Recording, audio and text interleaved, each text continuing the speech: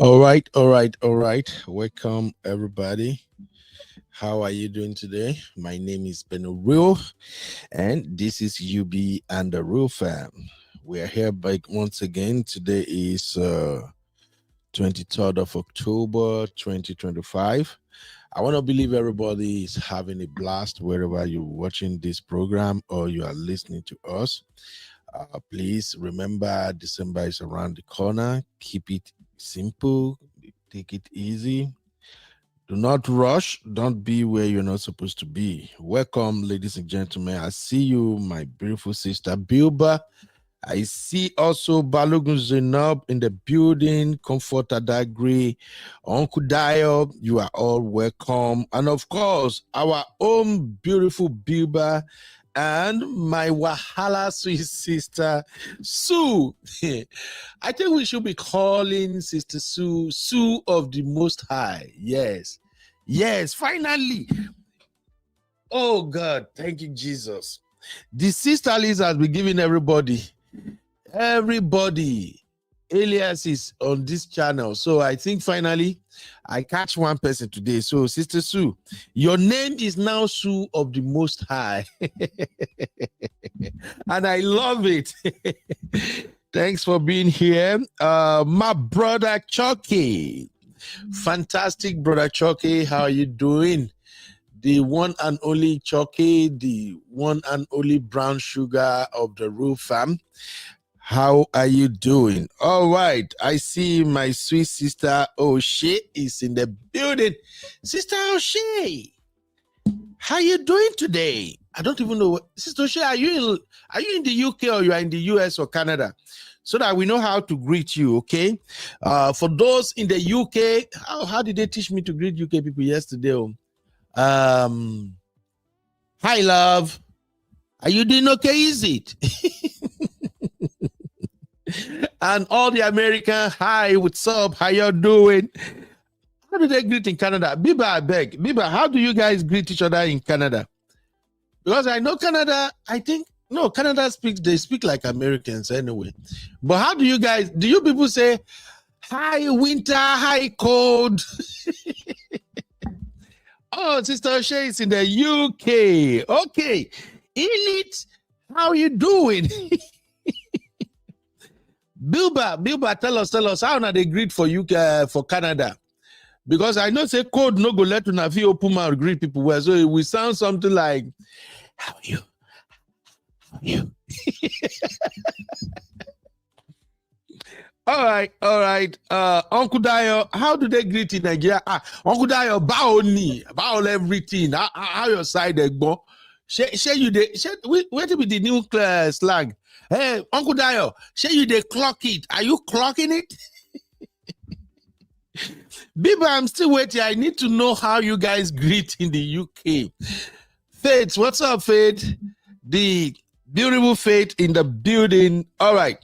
We have a fantastic show to cover today, ladies and gentlemen. Oh, I'll be in the building. I'll be in the building. The troublemaker in the building. Okay. Yeah, you see, as I be the enter, Zeno self the enter. Look, let me tell you something, my beautiful, beautiful young sisters. This show, I wanted to say this show is not a Gen Z show. How old is this lady? Abby, please help me. Abby, Zeno. Sharon, how old is Sharon? I don't even know her last name.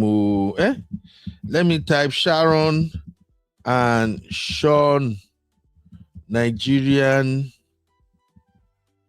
couple ages. Make I see if Google fit pull them up. Jesus.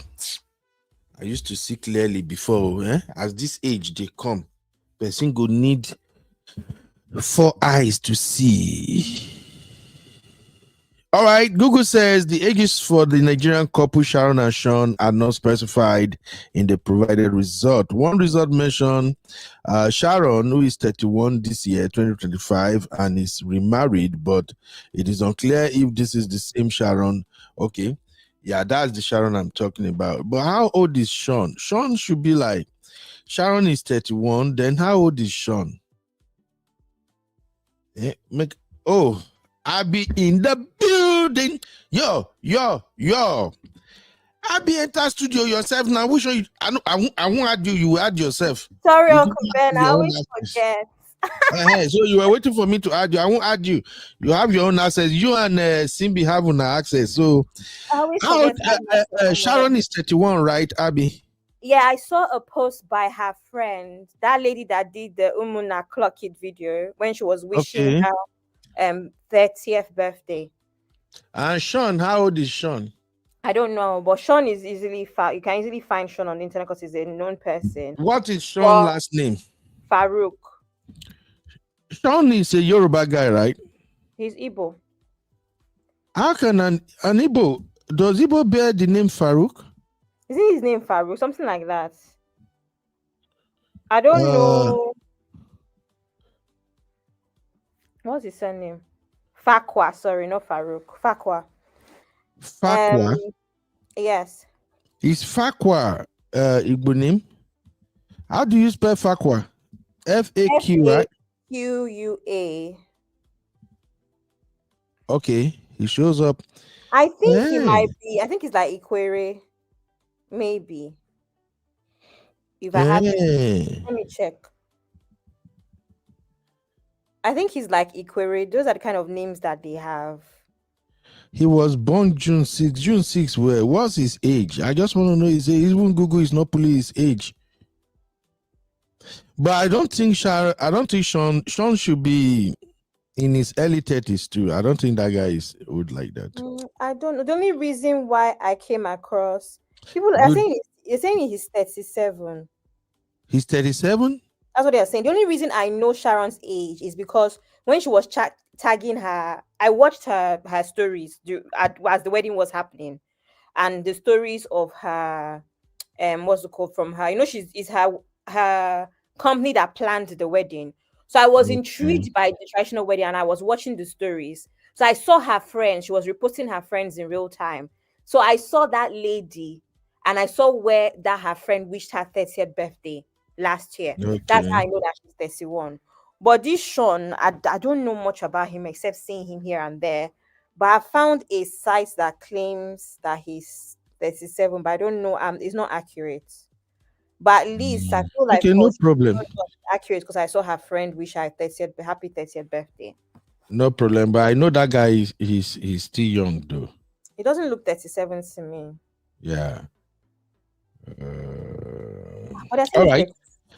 So why the reason I went that route is because when I saw you came here immediately, Zeno was here. I'm just like, I want to tell you guys that hey, this is not Gen Z show.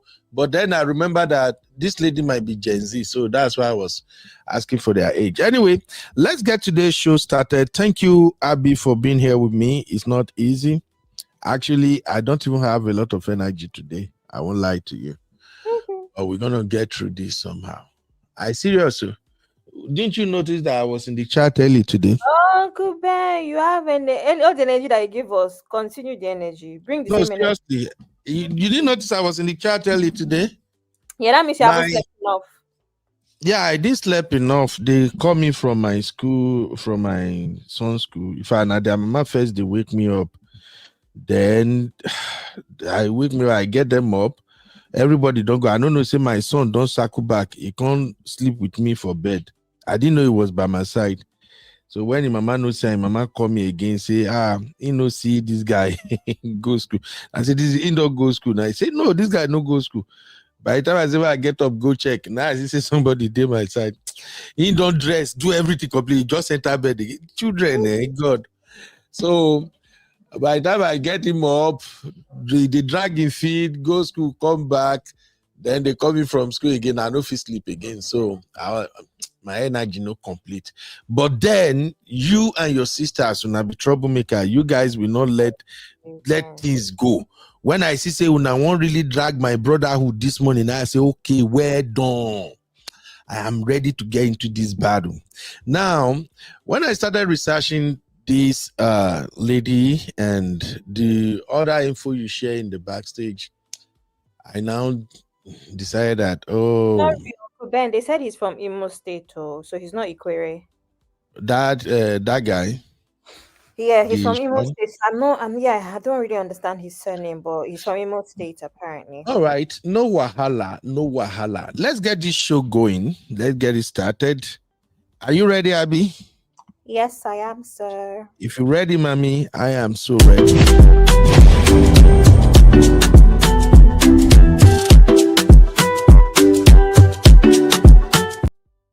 All right, welcome back, everybody. Thank you all for being here. Please hit the like button. Don't be a stranger. I see Peanut in the building, and Okudayo is also ready. Please let me make this announcement real quick before we dive into this topic. I think by now everybody should have known that I'm a Christian, and I love seeing people happy. Um, this topic, we would have dived into it at all. One, I seem to like this lady. I don't know her personally. Don't misquote me. This Sharon, from the moment I saw their wedding video and all of that, I just kind of like her. I don't know. You know the way I am. When I like somebody, I'm usually somehow biased. May God forgive me.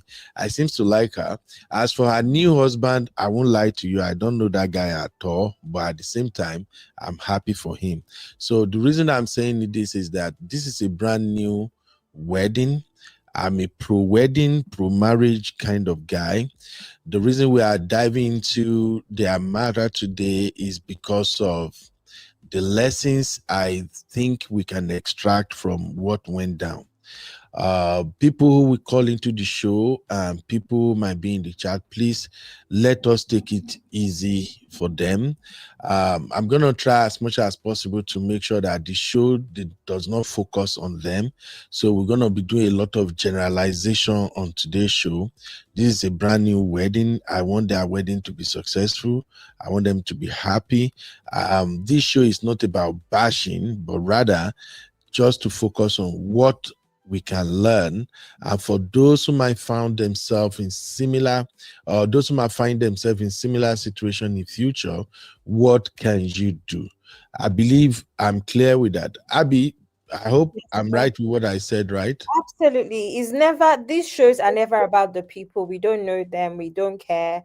We finish the shows and we move on, to our actual lives. It's not that deep. Yeah. The reason is just to, like Uncle Ben always says, is to extract lessons. It's not any personal vendetta. We don't know them. Yeah. So thank you, ladies and gentlemen. So now to start today's show, let me share the video that started it all, and then we will start the conversation from there. Abby, you can share the link early for those who want to come in, because this is a reaction show. So, all right, here we go. This is the video that started the whole drama. My marriage in 2023, and I got divorced. I think Pastor Tefa had brought me to Pastor Monica and shared that she prayed with me. And a few weeks later, I came to church and Pastor Wilson talked about divorce. And I promised God that I was going to share my testimony. And today, when the Holy Spirit was nudging me, I said, 31st night in front. No, it's not me and you. I can't do that. He just kept on nudging me. And then I kept quiet. The two ladies behind me started shouting, go. I said, what is it? But when I stood here, I knew the reason why he asked me to come and testify.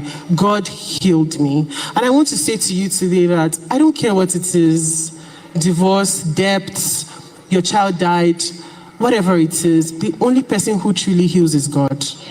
And I can tell you from experience, I was depressed. My husband just woke up and said, I'm not marrying again.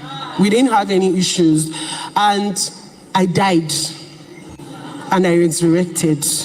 Because I held on to God's garments like, I don't understand. But I can tell you that God heals. And if you don't take anything away from today's service, take it that God heals. And he'll heal everything. All right. All right. So that's right there is the video that started everything we're going to discuss on today's show.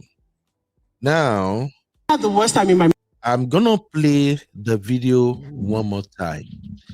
This time around, Please, I'm begging you, Biko, pay attention to every word she said, because that is what brought us to this. Okay, not us. That is what started this conversation in the first place. The wedding was beautiful. I don't even know they had a wedding. I don't even know. This simple about how many minutes, 3 minutes testimony or what have you, has now opened a Pandora's box. And the lesson we want people to extract here is that I'm going to share it on the screen. The number one lesson, everybody, I think we can learn from this, and we can also teach our younger folks is, oh, okay, number one, they don't come again. No, I won't worry. And when they provoke me now, Chucky go say, make I no provoke. Okay, you see what they are doing now. So, number one lesson is, do not share unnecessary testimony. I'm sorry. Do not share unnecessary testimony. It's not just about marriage alone. In everything we do, even in your personal life, we know we are all Christian. We like to share testimony. I don't know, some people with how they share testimony at churches, you go even fear yourself. It's great. It's good to share testimony because you encourage others. But what type of testimony are you sharing? Are you sharing testimony or you are shading someone? Are you sharing testimony or you're trying to prove to people that you are better than them? Are you sharing testimony or you are trying to show people that, oh, my faith is better than your faith, oh, I'm the best friend of God? What is the motive behind sharing testimony? Or do you share testimony to glorify God and encourage fellow Christians? That's why I said, even though Sharon started all of this, this is not about Sharon and Sean. It's about all of us generally as human beings. So I'm going to play the video again, and then we will analyze the video and look at how we end up here. Here we go again. Marriage in 2023, and I got divorced. I think Pastor Tefa had brought me to Pastor Monica and shared that she prayed with me. And a few weeks later, I came to church and Pastor Wilson talked about divorce. And I promised God that I was going to share my testimony. And today, when the Holy Spirit was nudging me, I said, 31st night in front. No, it's not me and you. I can't do that. He just kept on nudging me. And then I kept quiet. The two ladies behind me started shouting, go. I said, what is it? But when I stood here, I knew the reason why he asked me to come and testify. God healed me. And I want to say to you today that I don't care what it is, divorce, debts, your child died, whatever it is, the only person who truly heals is God. And I can tell you from experience, I was depressed. My husband just woke up and said, I'm not marrying again. We didn't have any issues. And I died. And I resurrected. Because I held on to God's garments like, I don't understand. But I can tell you that God heals. And if you don't take anything away from today's service, take it that God heals. All right. Lesson number one, do not share unnecessary testimony. So let's take a poll. Abby, you shared the link already, mommy? Yes, so I Abby will respond, and whoever want to respond, if you can't come in the studio, drop your chat. We will try our possible best to read them. So here is our first poll. As Abby is responding, please drop your vote. Was that testimony necessary? Abby, then over to you. I feel like it's not in our place to tell another Christian if their testimony is necessary or not. The only issue that I have with it, because we don't know what they went through and where they are at now. However, my only issue with the testimony is, why couldn't she just say, I went through a tough time as divorce was tough, right, on me, and I'm happy to be healed? Why did she have to say her husband woke up in the morning and said he's not doing again? Abi, how did she say it, or anything like that? That would draw attention to the marriage as if the marriage was negative, her husband was terrible, which is the response that the internet had. Oh my God, he must have been such a terrible person. But we can't tell somebody not to give testimony, Uncle Ben. We don't know what they went through. The issue, as always, is how did you say what you said? It is not what you do, it is how you do it. You know? So that's what I think. Okay. Uh, please cast your vote, people. Let's do this sharp. Zeno said, I agree. We can't tell people what to share. Zeno also said, her choice of words is the issue here. Okay, for me, I don't think this testimony is necessary because in reality, she did not share any testimony. What she shared does not qualify as testimony, in my own opinion. Do you disagree on that one, Abby? I don't disagree because Uncle Benny, I'm on the fence. I don't know. I know what you Okay. mean because I think we're used to hearing testimonies that are more heavy and in depth. This just seemed like she was trying to talk or throw him under the bus in a sense. So I understand what you're saying. It's not in depth enough for us to actually feel like it's a testimony. I don't know. Okay. All right. Let me take a few comments. Sister Natu is in the building. I'll take the comment. We get Sister Natu take, and then we keep it moving. Chucky said she's about to attack the man as usual. No accountability on her side. 100% Chucky. I agree with that. Zeno said I disagree. I guess Zeno disagree with me. I think Zeno is of the opinion that that was a testimony. Well, what I said is that for me, what she shared doesn't sound like a testimony. That is not what testimony should look like, in my opinion, not in everybody's opinion. In my opinion, that wasn't what testimony should sound like. That sounds like, let me just say something. Let me Blame just use that to announce to the world, my wedding is not trending. Let me say something so my wedding can begin to trend. I don't no, know if you get what I'm saying. Uncle Ben, no. The testimony is pre-wedding.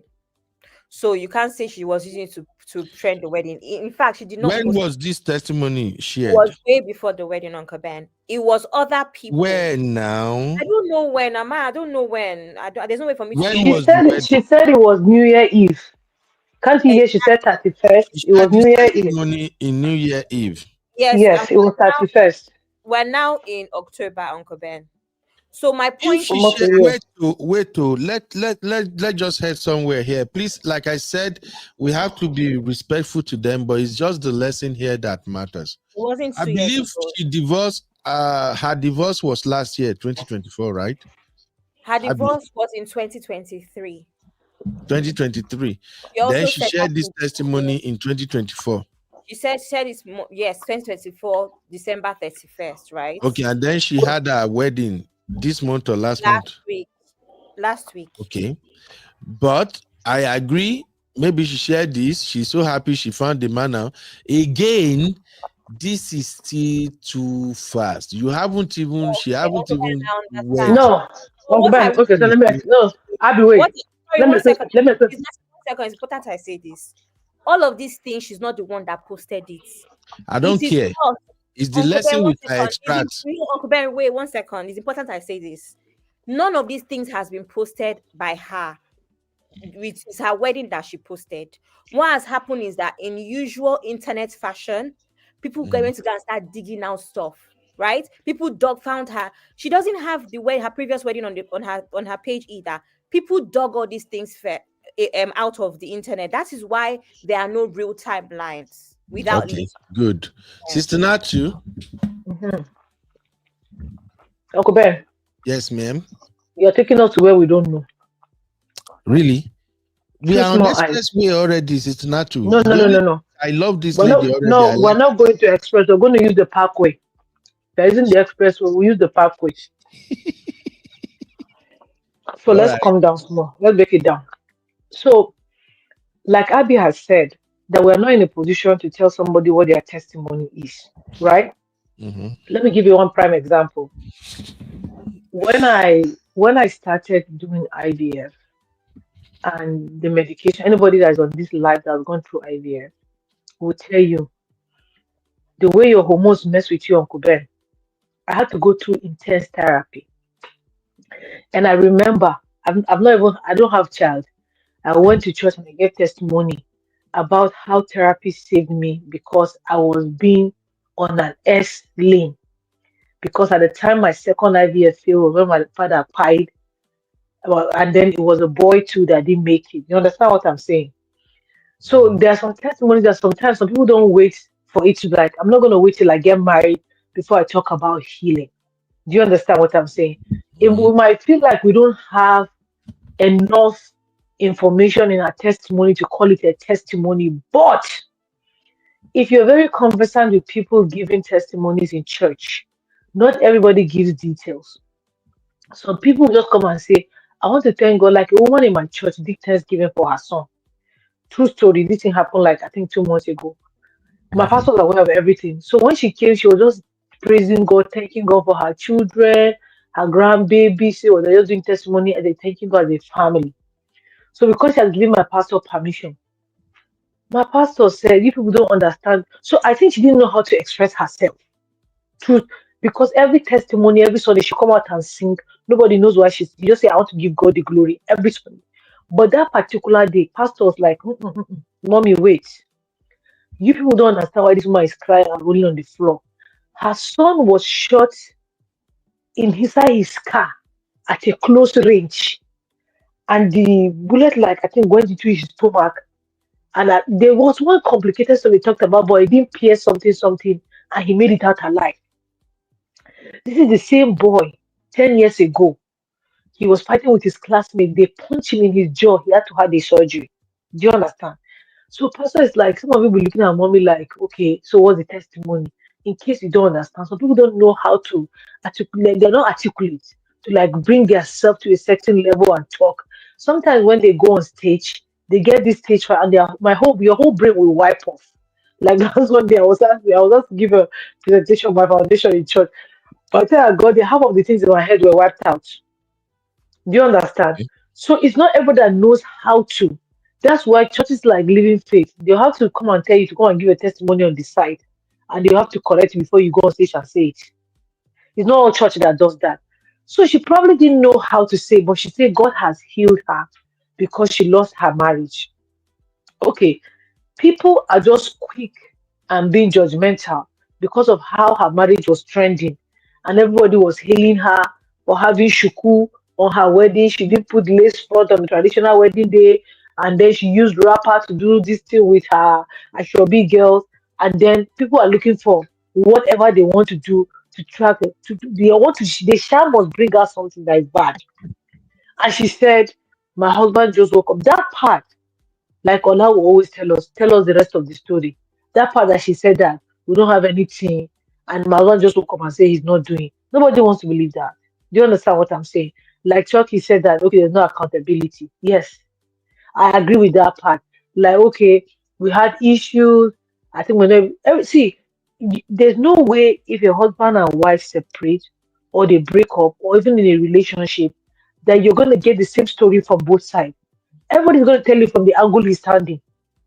You can't get the same story from both sides. And sometimes what the other person might be taking as something personal is not what the other person is taking personal.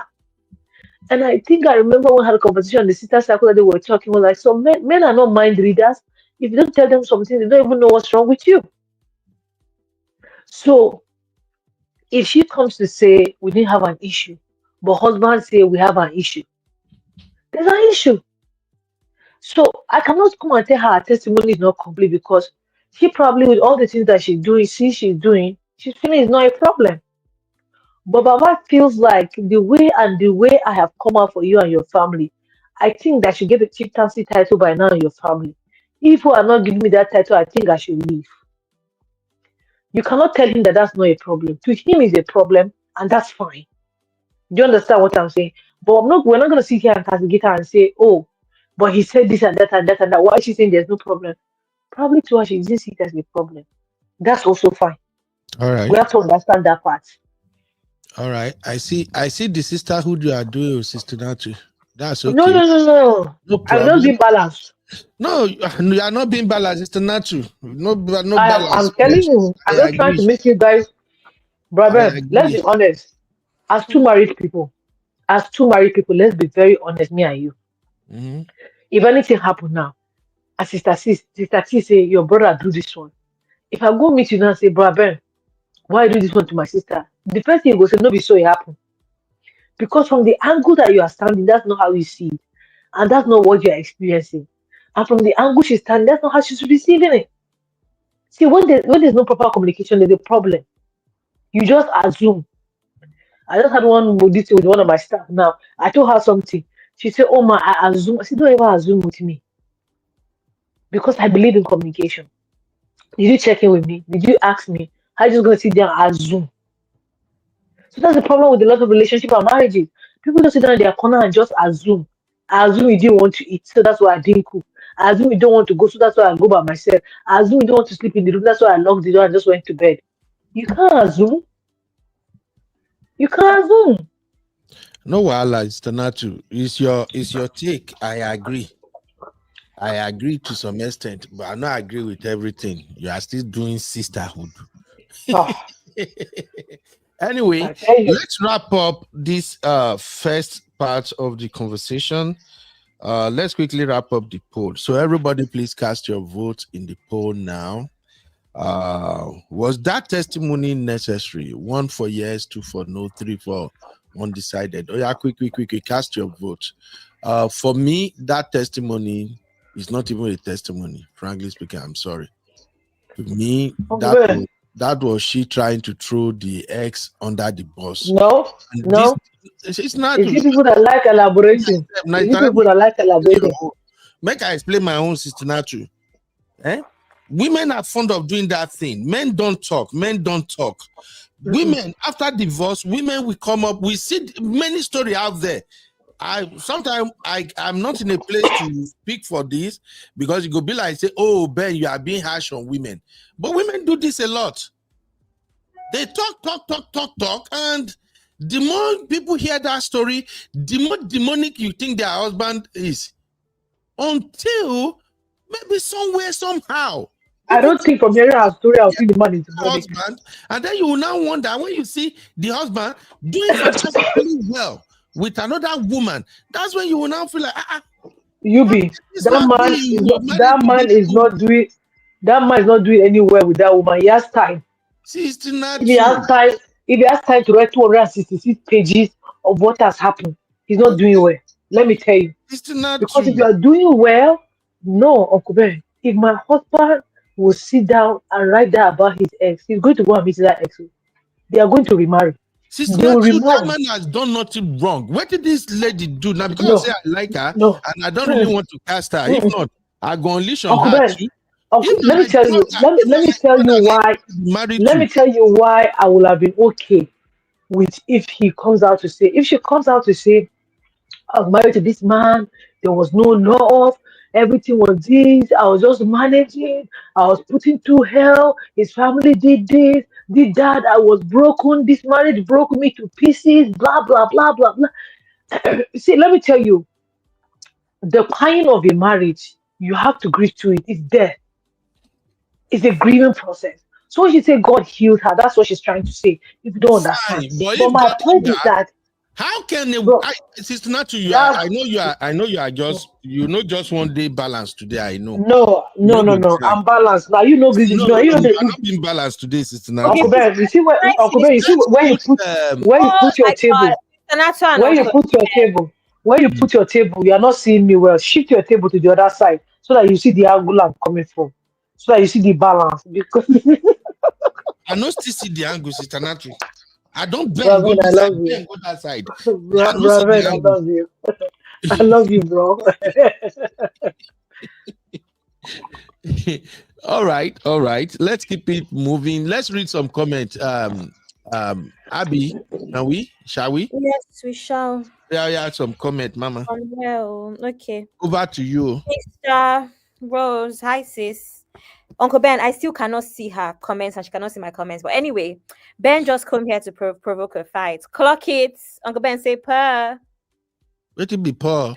Per. When I Brr. let's reply with per. I just put clock it for top lane. I don't know what it means. Oh, Uh-huh. You didn't You're put not using brr. something that you don't let know. it be Paul. Per is the when people say clock it, you say per back. Oh, Paul Okay, back. so no, you say per in Ah, response. clock Okay, it. so it's Ah. Cherry's. Uncle Bear say pa. Uncle Bear, this is it's not Ondo language. Oh, Abby, serious. I'm talking. I'm talking here. Please, Uncle Bear. When I just leave me, clock it. Okay. Where did they pa? Let's read the comments. No pa. I Jesus. swear, Anyway, when I did this top lane, after I say what happened next, we shock you. The bottom was blank. Nothing was there. So I'm like, it's too blank. Oh, and somehow algorithm, they read the whole this thing. My mind just go to when you were saying clock it, and now I just okay, clock it. I swear. I don't know what it means. I don't know anything. I just put clock it. So this parana where they talk now, I beg go on and leave me out of this. Oh, go ahead, Abby. okay. Sis Cherish says, because we women are vocal. Sister Rose says, he probably is, even though she did not say that. Missy is here. Welcome, sis. GC says, when I got divorced 15 years ago, my ex-husband was a megaphone. Uncle Dio, our resident pappy, says, I said yes because when someone That's not our regular Missy. Oh. This Missy is another of my sister. She comes in no, once I in a saw while. Missy already. I told her welcome. Missy is here too. This Okay. is Missy. Welcome, sis. That's what I said. Okay. This is GC, is what I said. Oh, all right. Let's go. Yeah. Let's go. And then Uncle Dio, our resident pappy, said, I said yes because when someone says they are prompted by the Holy Spirit, I will believe you until I see otherwise. I agree. Okay. Empress Love says she didn't say anything to demonize the man. It depends on what demonization is to you, right? Mm-hmm. Okay. Empress said she didn't say anything to demonize. Oh, I think Empress should be Gen Z. Gen Z usually don't see something wrong when another Gen Z do something. The thing is, to be candid, if that man is my elder brother or younger brother, however he is, if a woman comes out in a church, opens her mouth after divorce, opens her mouth and say, my husband just woke up and said, I'm not marrying again. And there was no issue. I will tell that my brother, carry all the megaphone where you get. Be shouting on top of your voice. In fact, that husband, because we will get there soon, I think that husband self is still covered small. To be frank, these are the things that get to some men and they will start singing like parrot, like canary. You got to be mindful of what you say. This is where, whenever I think I asked a question in the backstage, sisters did not even answer that question. Whenever people were asked, oh, what led to your divorce? And their explanation is, well, we broke up as a result of irreconcilable differences. Uncle I Ben, just say, let's not go there okay. because No, we can go you did there not answer. You did so not that answer people will sisterhood. know. Uncle Ben, you When, didn't answer sisterhood question either. So which question the sister would ask he me? asked a question about if this man got Mhm. married within a year of the divorce, is it safe to say that he knew the woman before his marriage ended? Yes, he's probably cheating with the woman self. Okay, so Uncle Ben, I'm going to be very honest and say that in my own opinion and in Mhm. my experience, yeah, men often do this thing where they walk out because they're no longer in love. I'm so sorry, Uncle Ben.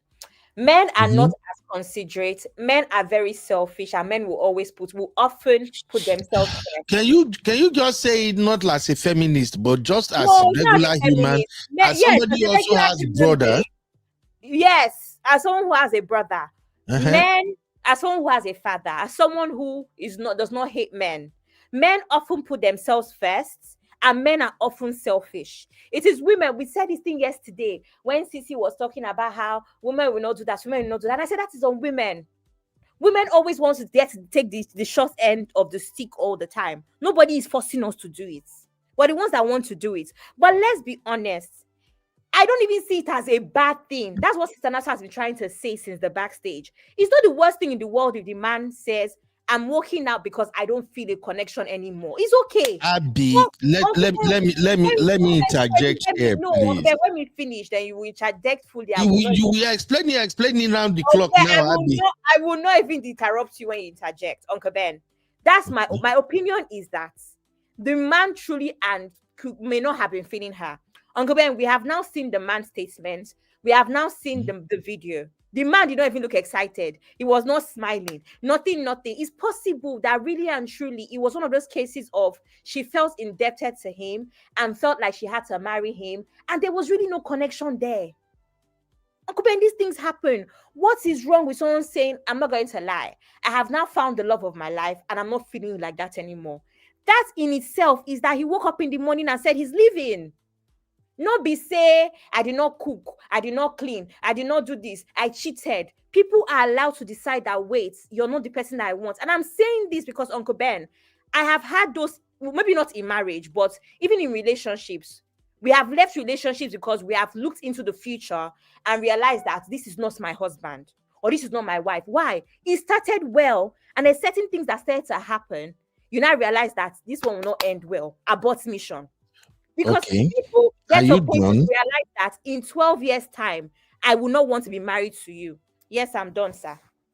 All right. I won't even go too far because in your words, I've already found what I'm looking for. You said people started well, everything was going fine, and then something happened.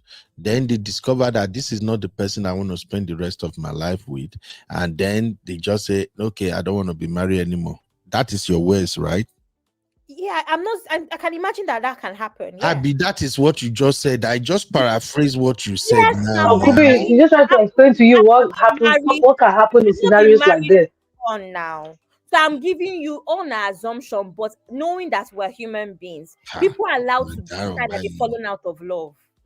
This is why they keep warning us not to argue with women. I'm not even arguing. I'm just trying to explain. Now, Abby, no go. I agree. Yeah, Abby, that's what I said. Uncle I am using your paraphrase exactly. Okay. I'm using your words exactly how you said it. You said people met, they have good time, and then they decide they're gonna get married. Then something happened, and they look into No. That's not what Abby said. That's not what Abby said, Uncle Ben. Wait, let me. Just said No, Uncle Ben, wait. Abby, wait. What Abby was saying was that where you situations happen. No. Situations happen when men and women meet. Maybe the man takes care of the woman to a certain extent, and the woman feels indebted to the man to marry him, and the love is not there, and she ends up doing it, and it becomes a mess and a regret. And like, I've seen that in Hausa land a lot. Anybody that's from the north here will tell you that 100%. We've seen that plenty times. He even said it in his write-up. I know that is a lot. It was 7 pages I sent. But he said it in his write-up. He did this for her father, for her mother, for her siblings. He paid her school fees. Every girl will feel indebted. Every child, every person. He said that his help towards her and her family was misconstrued, was misinterpreted, and they ended up married. That's what he now just the talk season. Now not let me talk. No, go and read the page again. So because Abby, God bless you. I am simply responding to what Abby said. But you are not. No. You are mixing what Abby said, Uncle Ben. You are mixing what she said. Yeah, hearing it together. Oh, why women get like this? That's why I said the angle you are listening from, you are not understanding because you have made up something in your mind. You can actually not apply my context. He just picks that one part of what I said. Abby, I was gonna speak for very long. Sorry, sir. Speak, sir. But are you done? I'm done. I'm not even going to sit. Let me mute. Welcome, Auntie. Welcome, honey, babe. Let me mute. So if you are done, maybe I explain my side. I was gonna rant for like 5 or 6 minutes, Seth, responding to what you said.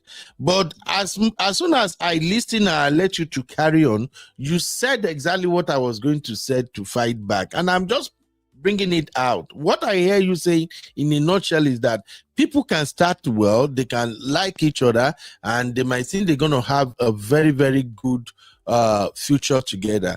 Along the line, something happened, and then they look into the future and feel like, I don't see myself living like this with this person, and they just feel like they don't want to be they don't want to go ahead with the marriage anymore.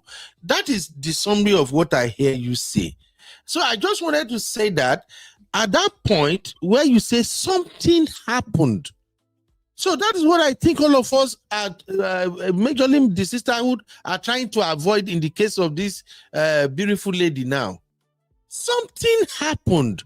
As a man, me too, I say it all the time. Men should also embrace divorce. Instead of you putting your hands on someone's daughter, or treating a woman bad, or doing all kind of things that will make the woman feel miserable. As a man, if you feel like, okay, the way this thing is going, we've tried everything, I don't think it will work, it's good you walk away, you divorce. I preach it all the time. Marriage is not a do or die. But now, for somebody to just come out and said, a man just woke up one day and say, I'm not doing again, and there is no issue, that is where I have problem with her. That's all. And if anybody is now saying, no, Ben, you should just take it the way she said, that, oh, my husband woke up, we'd have no issue, just say he's not doing again, then we go argue.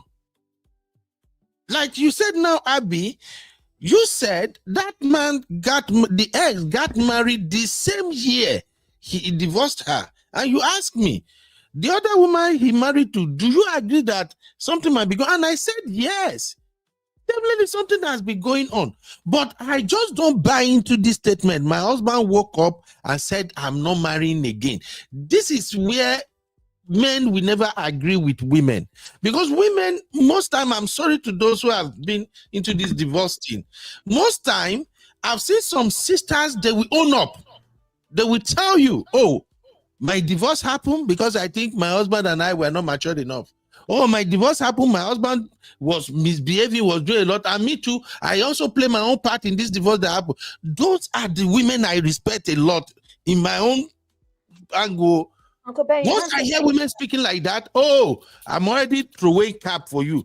The same goes for men. When I hear men, we have a lot of divorced men around now. When I hear men goes up and say, oh, did you know my ex-wife, I brought her from Nigeria, all the things I did for everything. Did you know how she treated me? She was so disrespectful. You lost me immediately. Because you don't just go to Nigeria and marry that beautiful woman and bring her over here, and all of a sudden she become a devil. That's just the point I'm making. And when I hear people come up and paint a picture like, oh, that man is a bad man. Are you kidding me? I won't fly with that. Thank you, ladies and gentlemen. That's just my take.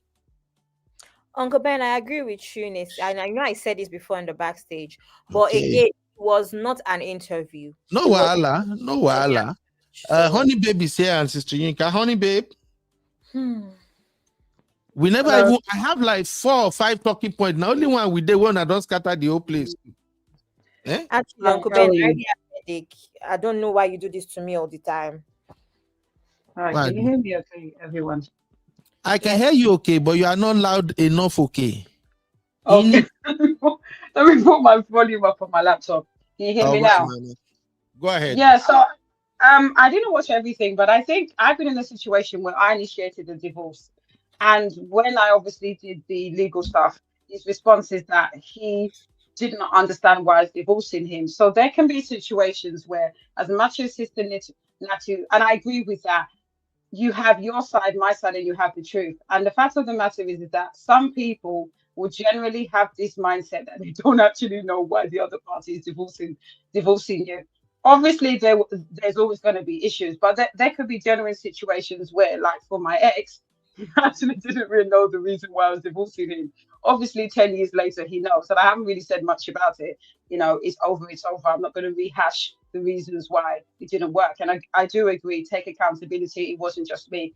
It wasn't just him, it was me. But that's different. But there are situations where, like Sister Natalie said, there's no communication.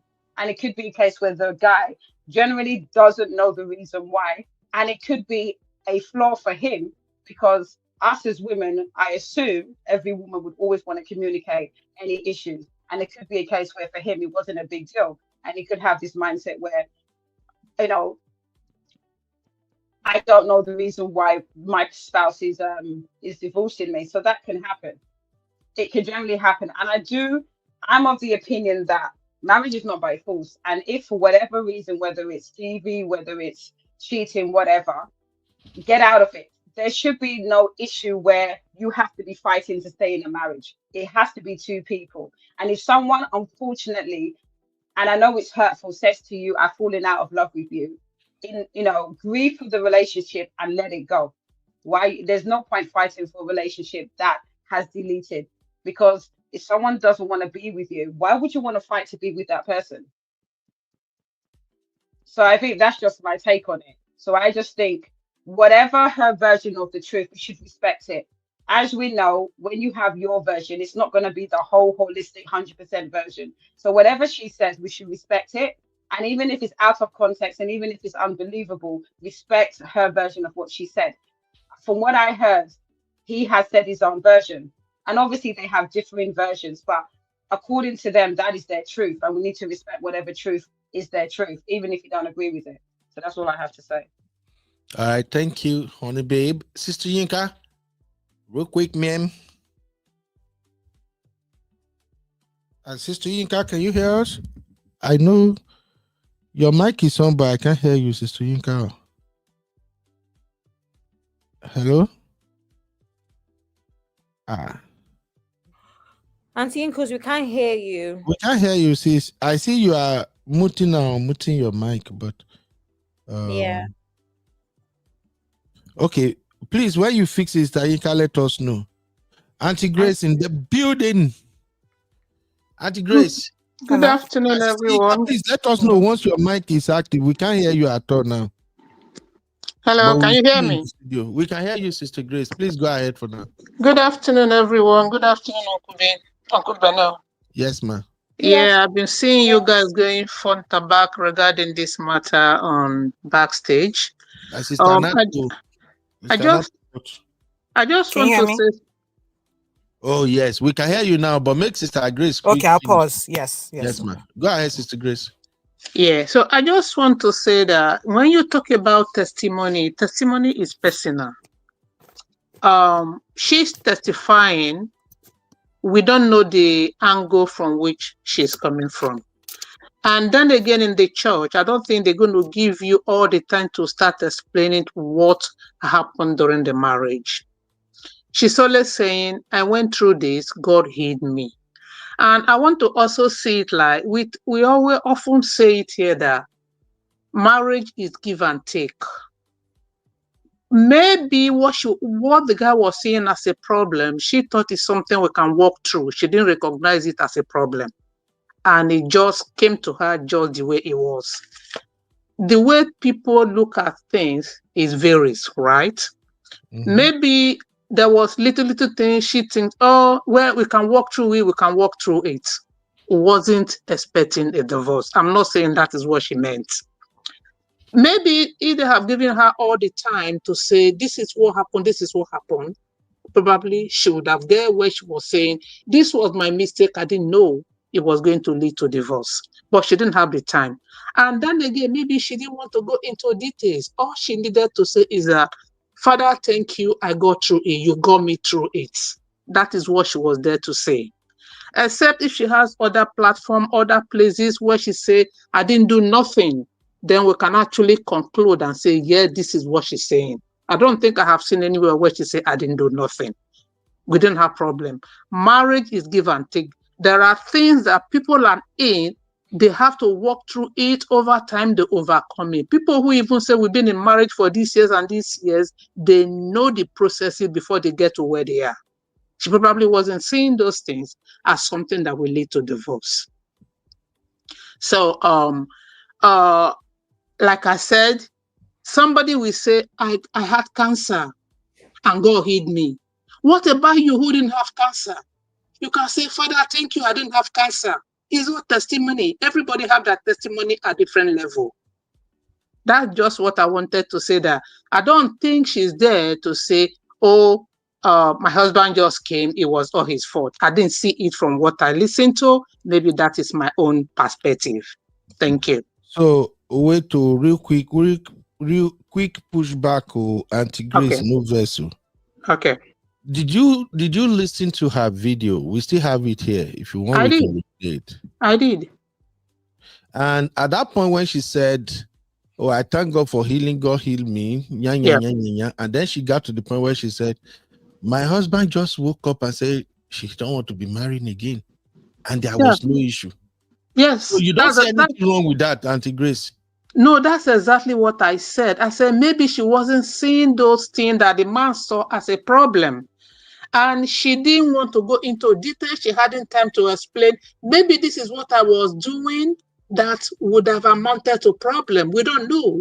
We are not in her head. That's what I'm saying. She didn't say, my husband beat me, my husband do that. My husband just said she doesn't want to do it. He doesn't want to do it again. He doesn't want to do it again, but we don't know what led to that. Okay, I'm going to say this, Auntie Grace, anyway. Have you read what the husband shared online? No, I haven't. No, I haven't. Okay, now I understand why you are taking her side. I'm not really taking her side. I'm just saying. No, it sounds you're taking her side because you've not read the husband's story, man. Because from the husband's story, he is the one that filed for divorce twice. How are we going to miss that part? Who filed for divorce? Was it there or not? Who filed for divorce? She's the one that filed for divorce twice. For divorce twice, and then the third time he actually went through with it. Hey. Sorry, So that is why the thing is kind of pissing everybody off. Especially Uncle Ben, I didn't hear it. Okay. One second, honey babe. Uncle Ben, let me do something, please. Let me summarize what he said, because you're asking people if they read it, but it's 7 pages. Okay. Yeah. It's 7 pages. People are not going to read 7, bits, Yeah. First thing, he said that he met her at a party where she used to do ushering work, right? And somehow they got talking, and she basically told him all she's going through financially. And that was when he stepped in as a philanthropist and started to pay for her tuition fees, took care of her family, and even went as far as starting her business, which is an event planning business that she now has. Eventually, the relationship, which apparently from his own end was platonic, which I'm not going to lie, I don't believe, but okay, was platonic, now ended up turning to something else, which led to the marriage, which he has said that he takes accountability for. It should never have led to marriage. So meaning there was no love. She just felt like, you've done all of this for me, surely you must want to marry me or want to be with me in the long haul, right? And then the marriage wasn't going well. It was very short-lived. They were only married for 9 months, less than a year. It was very short-lived. And then she filed for divorce twice in the course of the marriage. And then the third time, he filed for divorce and went through with it. So generally, the connotation is that she's not being truthful. They just did not get along. And that's why I'm even saying to Uncle Ben that I even read the message, that it is obvious there that it was a loveless marriage. She felt indebted to him. Maybe in a way, he felt like, you know what, I've looked after you to this extent. Surely I deserve to have you as a wife. People think about things like this all the time. Okay, Abby, hold on. You finished summarizing it, right? Yeah, I was about to finish. Oh no, you are already analyzing it. You finished summarizing. You are making a case now. I'm talking about the connotation. I'm not making a case. The connotation. And when you are talking about the connotation, you're already making a case. You said, "May you summarize for us." Now you don't push the man. You don't push the man under the downfall. How am I pushing the man under the boss? I'm literally supporting him. Okay. He is loveless. He has. Okay, let's just get Sister Yinka, then we continue. Okay. All right. Sister Yinka, please. Hello, good afternoon, everybody. Good afternoon, Sister Yinka. Auntie Gracie. Good afternoon, everybody. Thank you. I just wanted to make a comment real quick, and I'll be off so everybody else can have a chance to talk. So like Uncle Ben asked if anybody had watched the testimony and also read the published article that the man had put out. Well, I wanted to say, first of all, one thing that I noticed about us as Christians and us as people that talk and do testimony in church, you are already a member of the church. You know how much time they give. And if it is going to be enough for you to talk and not talk. A lot of times people get on the altar and it's either maybe they lose their train of thought or they say something that they're not even supposed to be talking about. I personally, I feel like, well, not that I feel like it should have ended at, I went through a tough divorce. I'm healed from it. I just want to give God all the glory.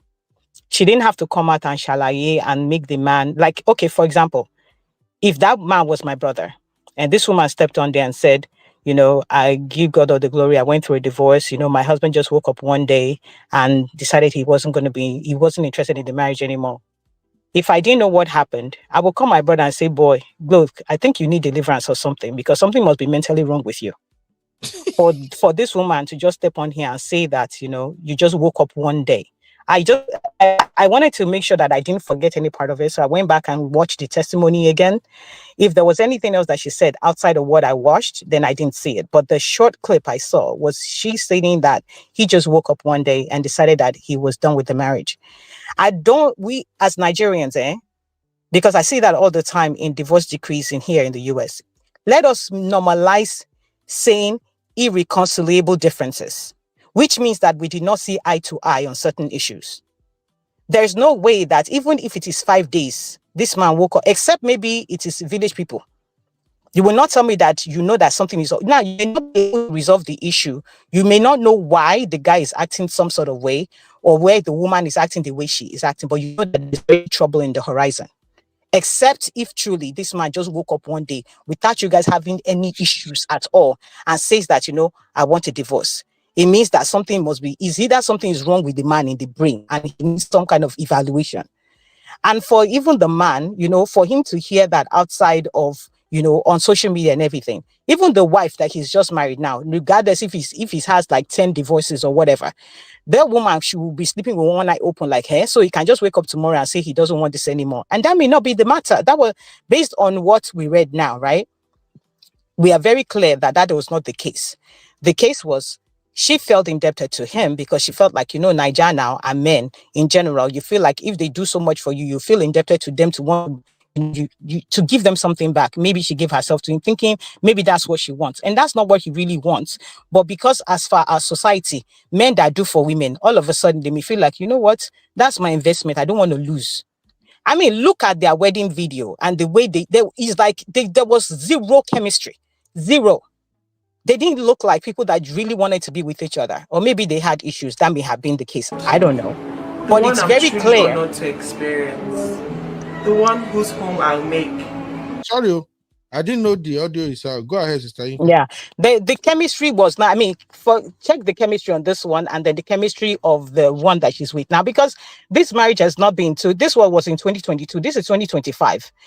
You understand? So it's not, maybe because they were just too comfortable with each other, there was something off about their connection. And I don't really like to read too much into PDA when it comes to couples, because there are some couples, the man may not be a PDA kind of person while the woman is. I say that because I've seen people that they look like in public, they don't even like to touch each other, but inside, they are like rabbits. They cannot but when they're in public, there's just something about people seeing how they touched and stuff like that, because they feel somehow. So maybe that was the case.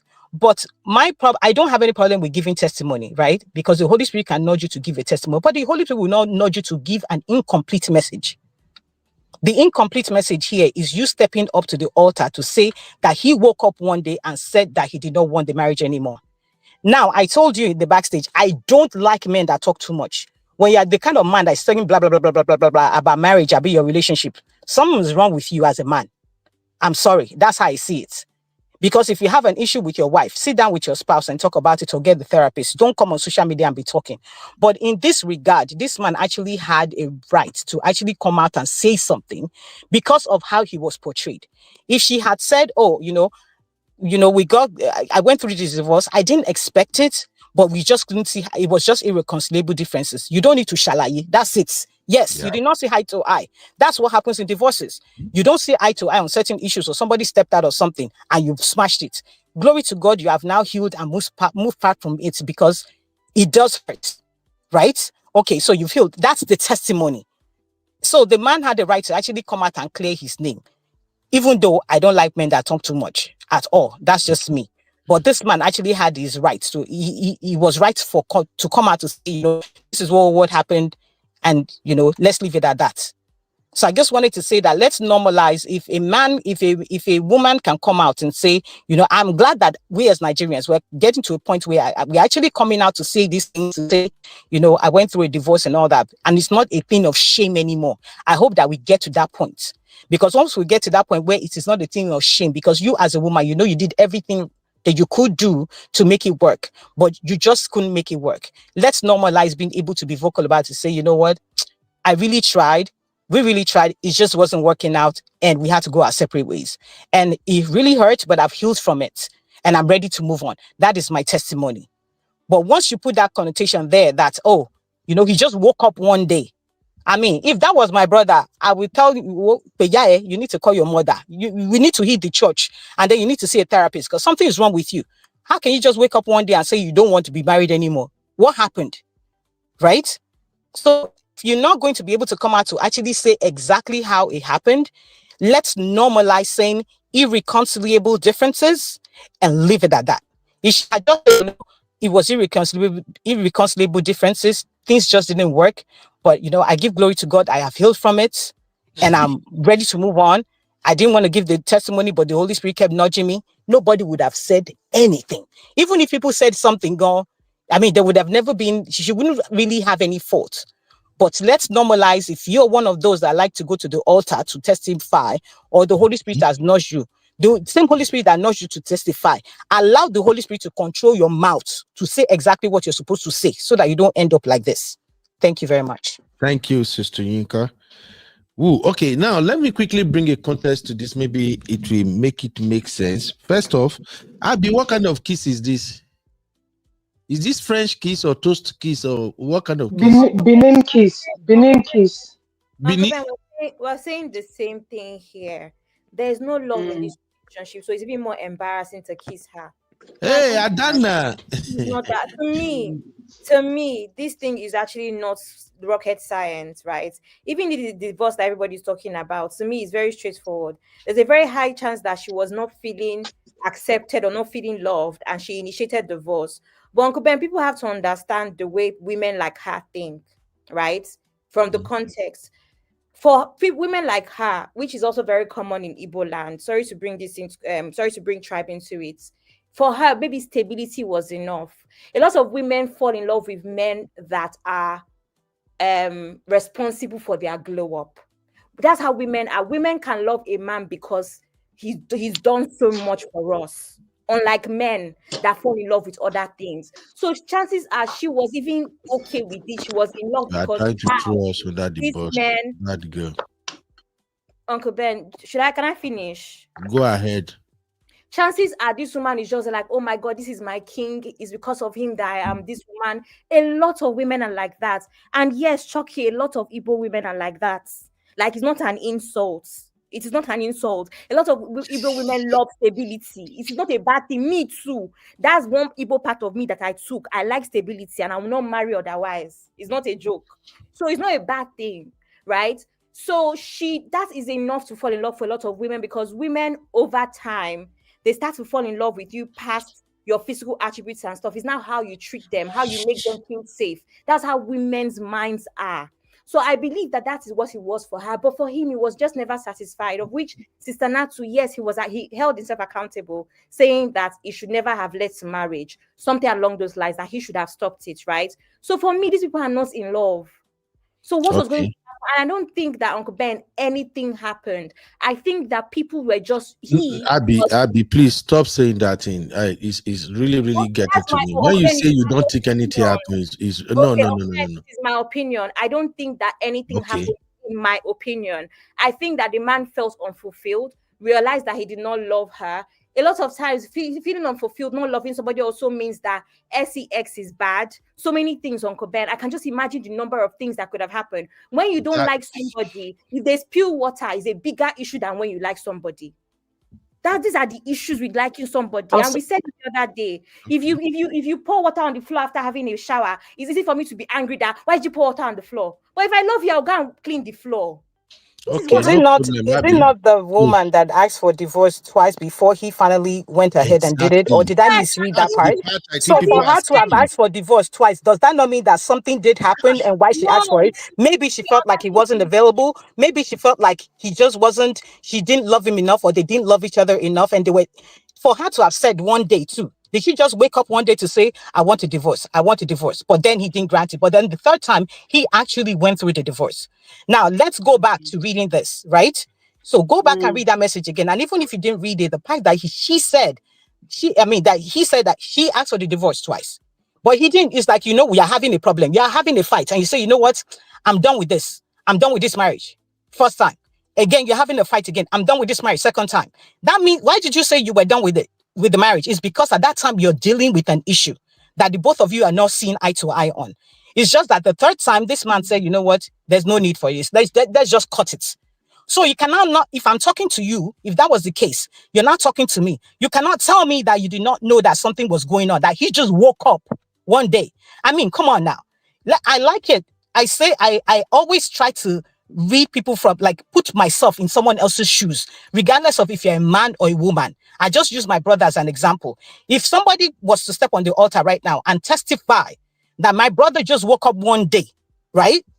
Come on, my brother just woke up one day, nothing happened. You guys did not have any issues that the family knew about. My brother never said there was an issue. He just woke up one day. Truly, there was no issue. And he just woke up one day and said he was not interested or more.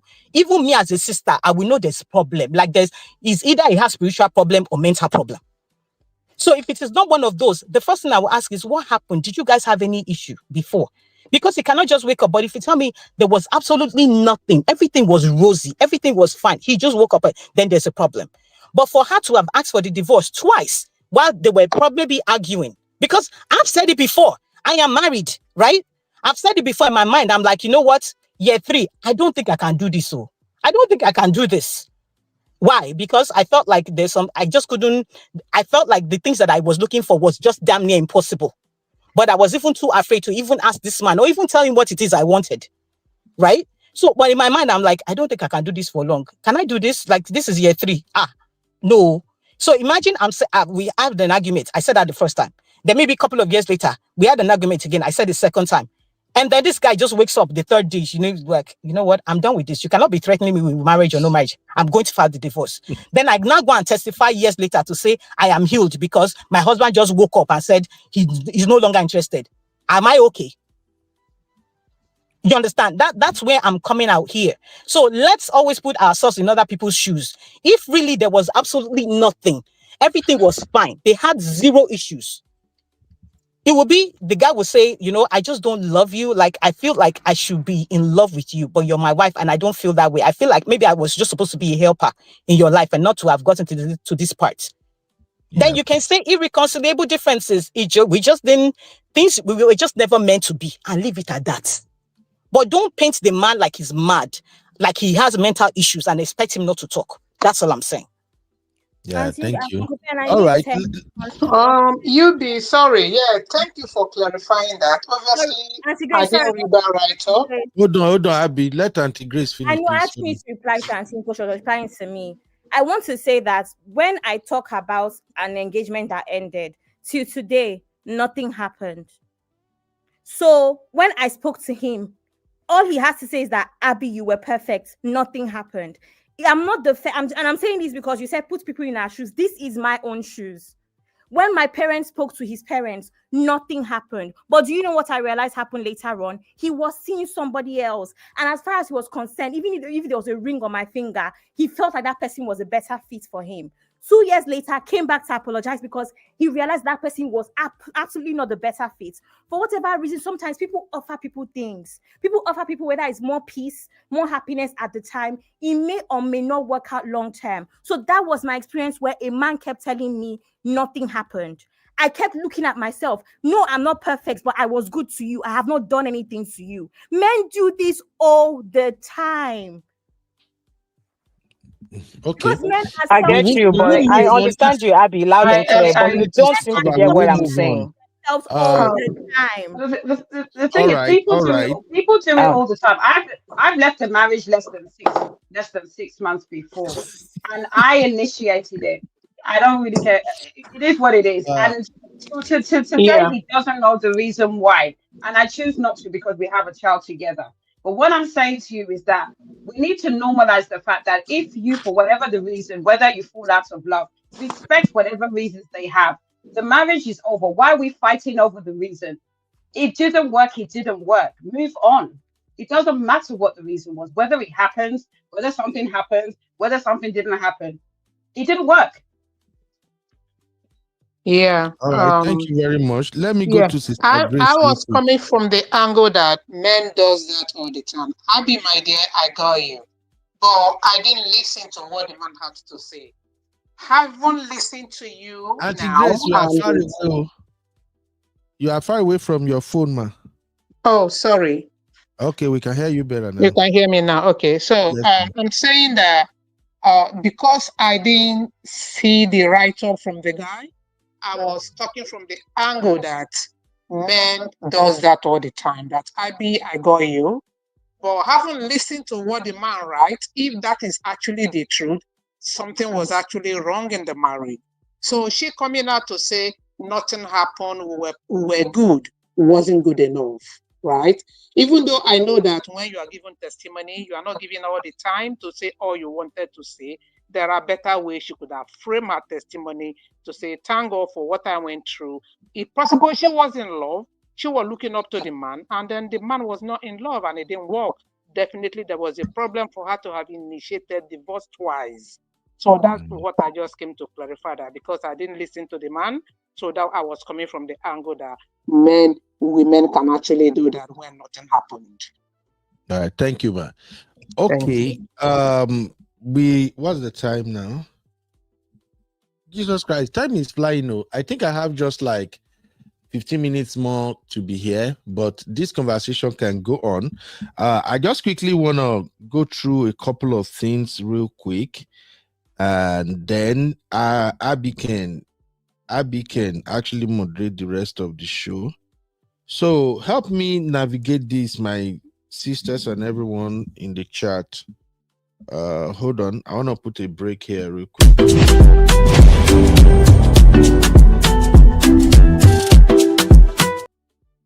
All right, so we've got a couple of talking points. Now, don't mind me, this is my talking point too, and you know how my talking points come across all the time.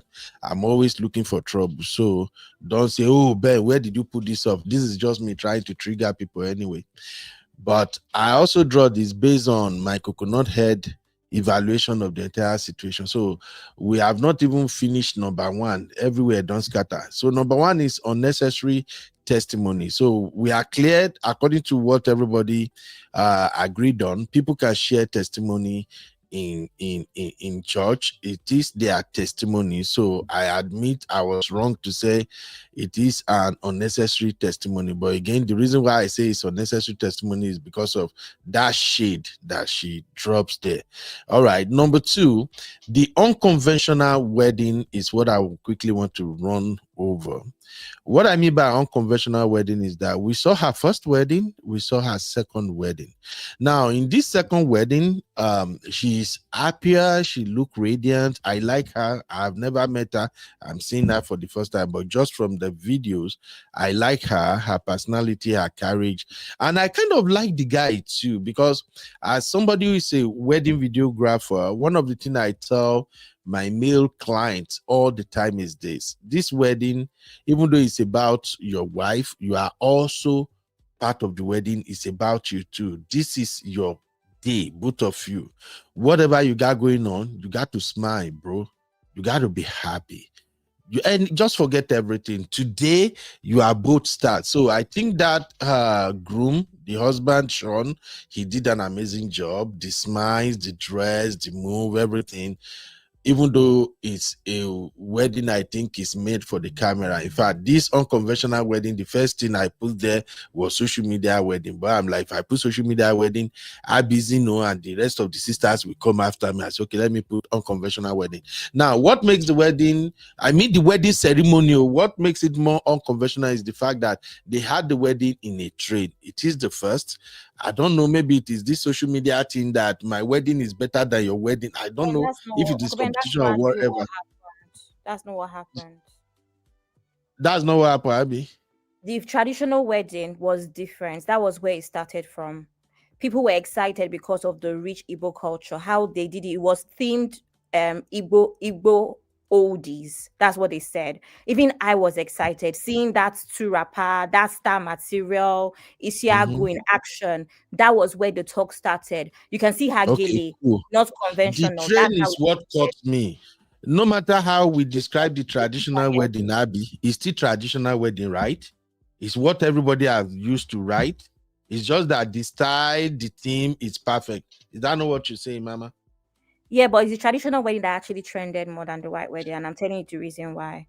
Okay, cool. Me, I'm just looking at wedding in the train right now.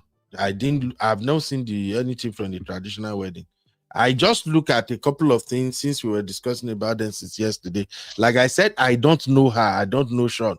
When I hear Sharon, I was thinking of Sharon Oja. I'm like, did she marry again? I think I asked you, Abby, say, did Sharon Oja married again or something, So I'm just looking at that train aspect that, okay, this is new. You had your wedding in the train. So I think the wedding, if you look at that train aspect, is unconventional.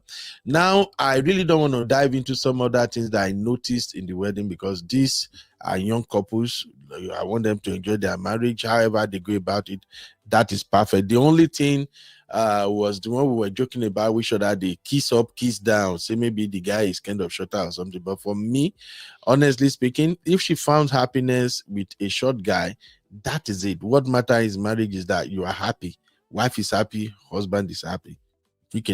Now, number 3 is the X side of the story, which I think we may have to deliberate on. I'm really interested in that X side of the story.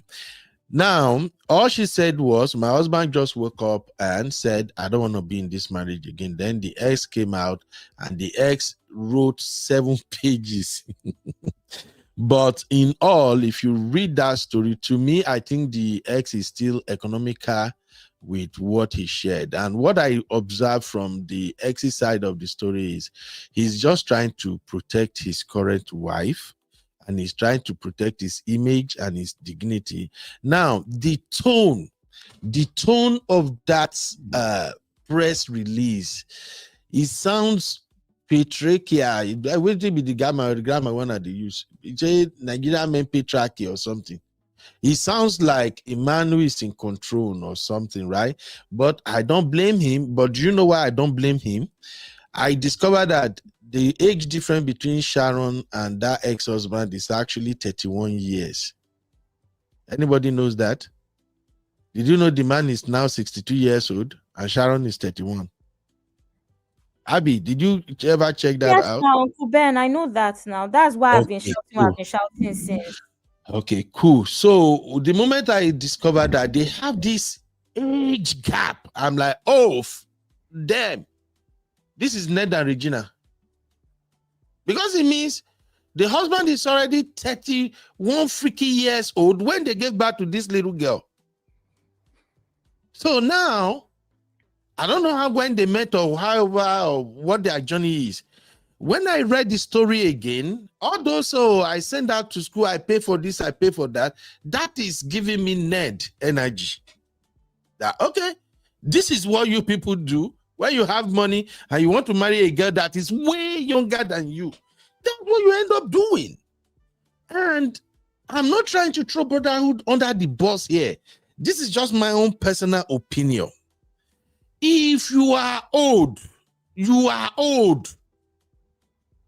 up to 25, 30 years old, older than the woman you want to marry that is still young. Don't get me wrong, go. If you are like 70 years old and your wife is 40 years old, no problem. You may have connection. But when you are like 55, 60, and your wife is 30, bros, that woman don't love you. I beg. I don't know any how to say it. She don't. She just felt like she owe you. Maybe the regular thing we do in Nigeria, poverty, the parents don't get money, you step in. Tell them, I'll take care of her. I'll send her to school. No problem. Yeah. It's giving Ned and Regina all over again. And that's from the ex story. Honestly speaking, if Sharon had mind her language, if she had not said, my ex just woke up and leave, we have no issue. But lie, this bros, the kind drag away for receive. From that letter, it no go small. But I'm just telling you my own understanding of it all. So when you see this girl with 30 years old, we know the practice. They do this all the time, sending young girls to school. Some of them now, there are some of this your senator and this old man now that have some 17, 18 years old in school paying their tuition now. When you see those young girls in Nigeria, especially those 17, 18, 19, you see that say, I got my car, have you seen my apartment? They go tell you, I'm a content creator, I'm an influencer. Now lie. One of these Agbaya, these old men where their brain don't block, one of them is sponsoring their life. So these are the problem. This girl, this guy don't love you. And from the tone of his letter, the moment I read like that letter and I got to the point where he said, this is what shouldn't have been in the first place. That's it. So that one side, that X side of the story, there is so many yama there. And I think this is some of the things I think sisters and brothers, we need to talk about a lot. We need to stop this rubbish practice. Now, the way Sharon is happy with this young boy, I don't think she's happy like that in the first marriage, like all the sisters have pointed out. So I agree with you guys 100% on that one. Then number 4, one-sided first marriage. That their first marriage is one-sided. And the reason it's one-sided is that the only one who expected to get what he wanted from that marriage is the ex-husband. In my own understanding of it, Sharon herself was not getting what she wanted. She's maybe getting what she wanted in terms of sponsorship, money, everything. But when it comes to that connection, that chemistry, I don't think Sharon is getting it. So I think number 4, that marriage is one-sided marriage, and the age gap is still a factor. Why did I conclude it like that? I check out the current wife to the ex-husband. The current wife age is 43 years old, and she's also a doctor. Remember, Sharon herself is a doctor. So there is something about that man and marrying a woman with title, whatever it is, but it's a one-sided marriage. Now, first husband versus second husband, I really don't see much in this. All I just wanted to bring out here is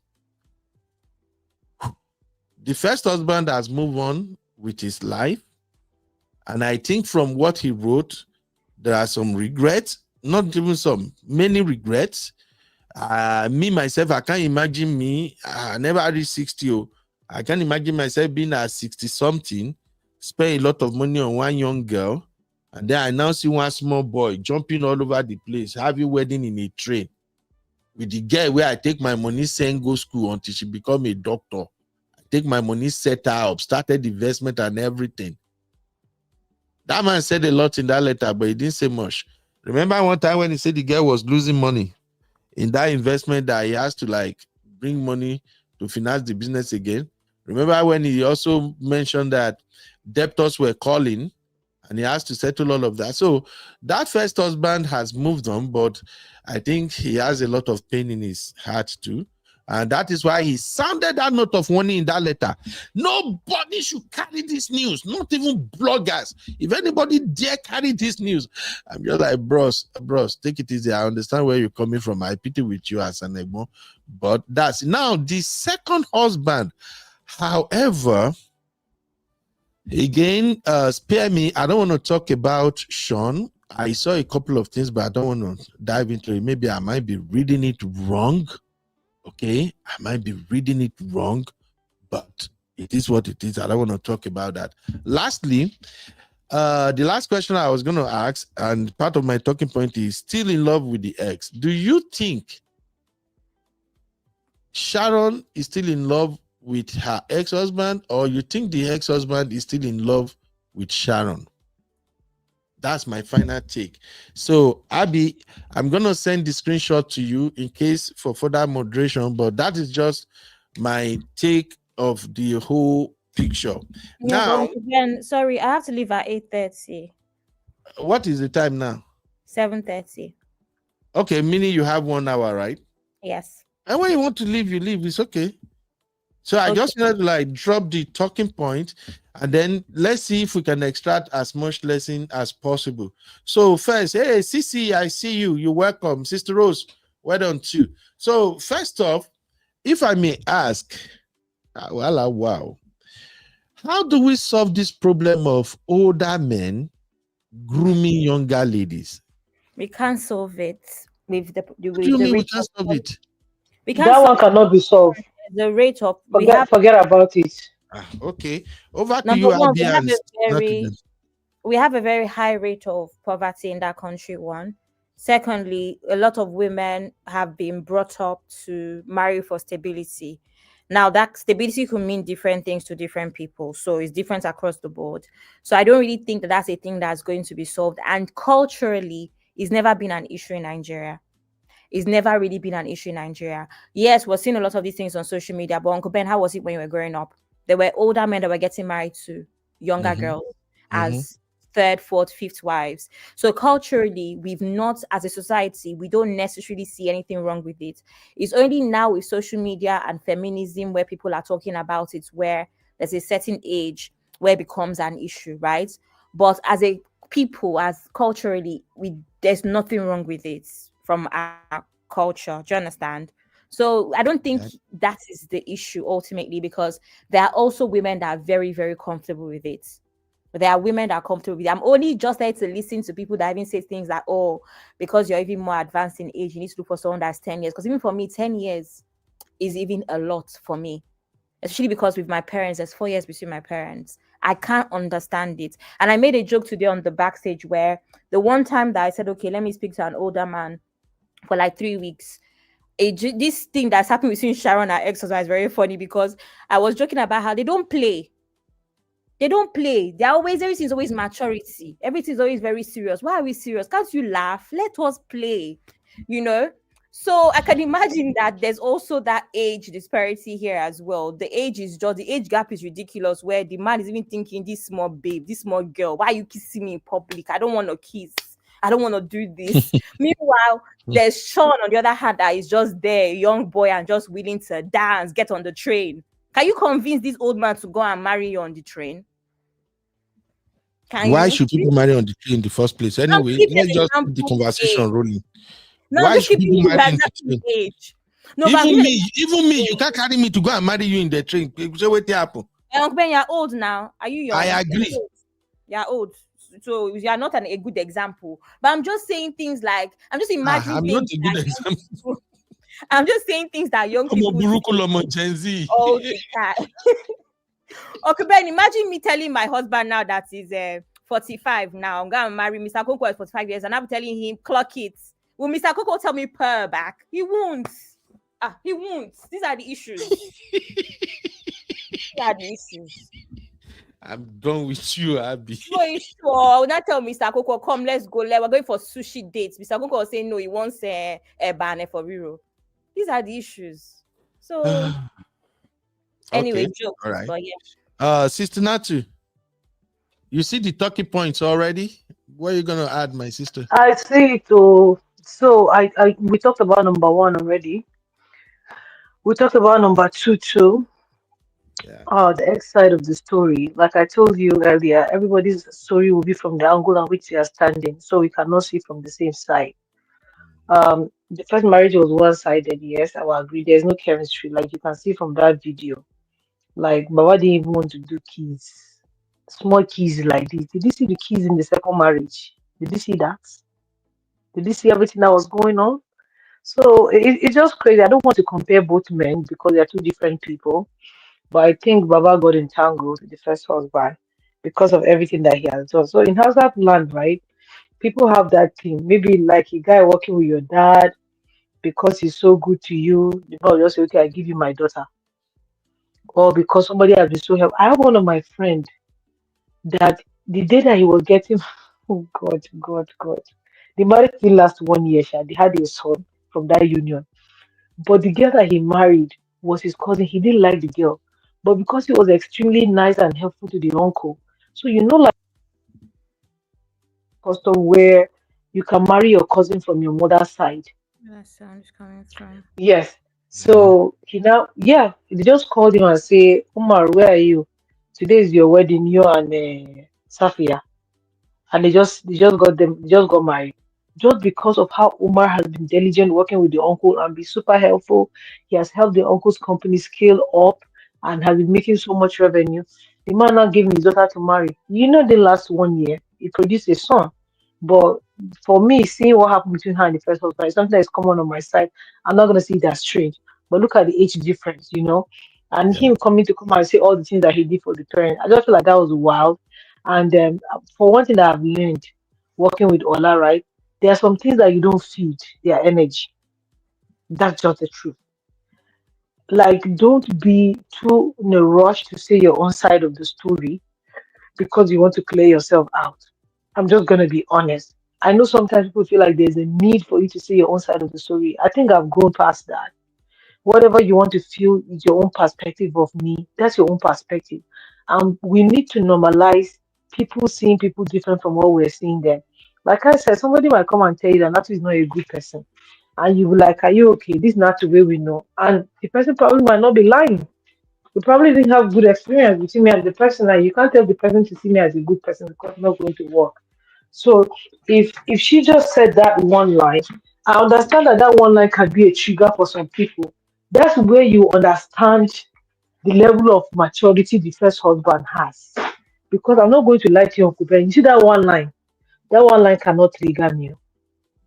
It cannot trigger me. Especially now that I've moved on and I'm married.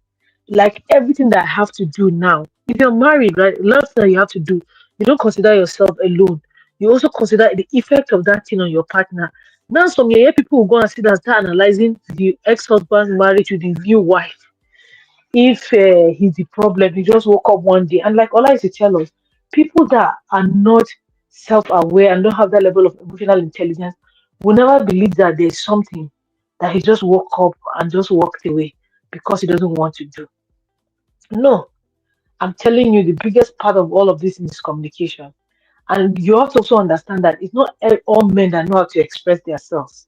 Some men will just shut down when you get them to a point where they can't express themselves. And the best thing they want to do before they do anything stupid is to walk away. And like you guys said earlier, that I didn't know, she filed for divorce twice before he went ahead with it the third time.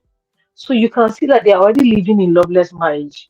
I know that couples, it's very like it's common for couples, like you say in the first, is it the first 5 years or first 8 years of marriage, where they say that couples will always like if you scale that part, that you guys are Me, good. to me, it's first 5 years. Like, okay. So a lot of people will go be like, oh, yeah, I'm tired. I didn't know this is what's gonna happen. I didn't know I'm gonna work out. Even me and myself, my marriage is gonna be 9 years this year. I think there was a point where I've got to like, what, I gotta go because I don't think no, I'm not gonna lie. But guess what? What happened? You have to sometimes take the back seat. And I'm telling you, the therapy the counseling that I went through with Ola was like, sometimes when you're talking to him, he tell you, no, I don't want to talk about your partner, I want to talk about you. Let's talk about you. And sometimes the truth is that a lot of us as couples, we don't look at ourselves. We are looking at the other person. We don't look at what we are contributing to the fire that is making it burn that fast. and that's wild.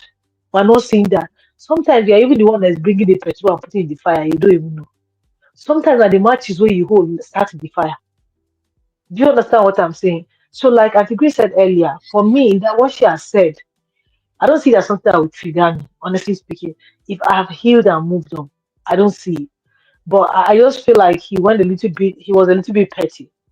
I'm sorry. You might not see it that way, but I feel like he was a little bit petty coming to like state, do 7 page. I'm not going to do 7 page for no nigga.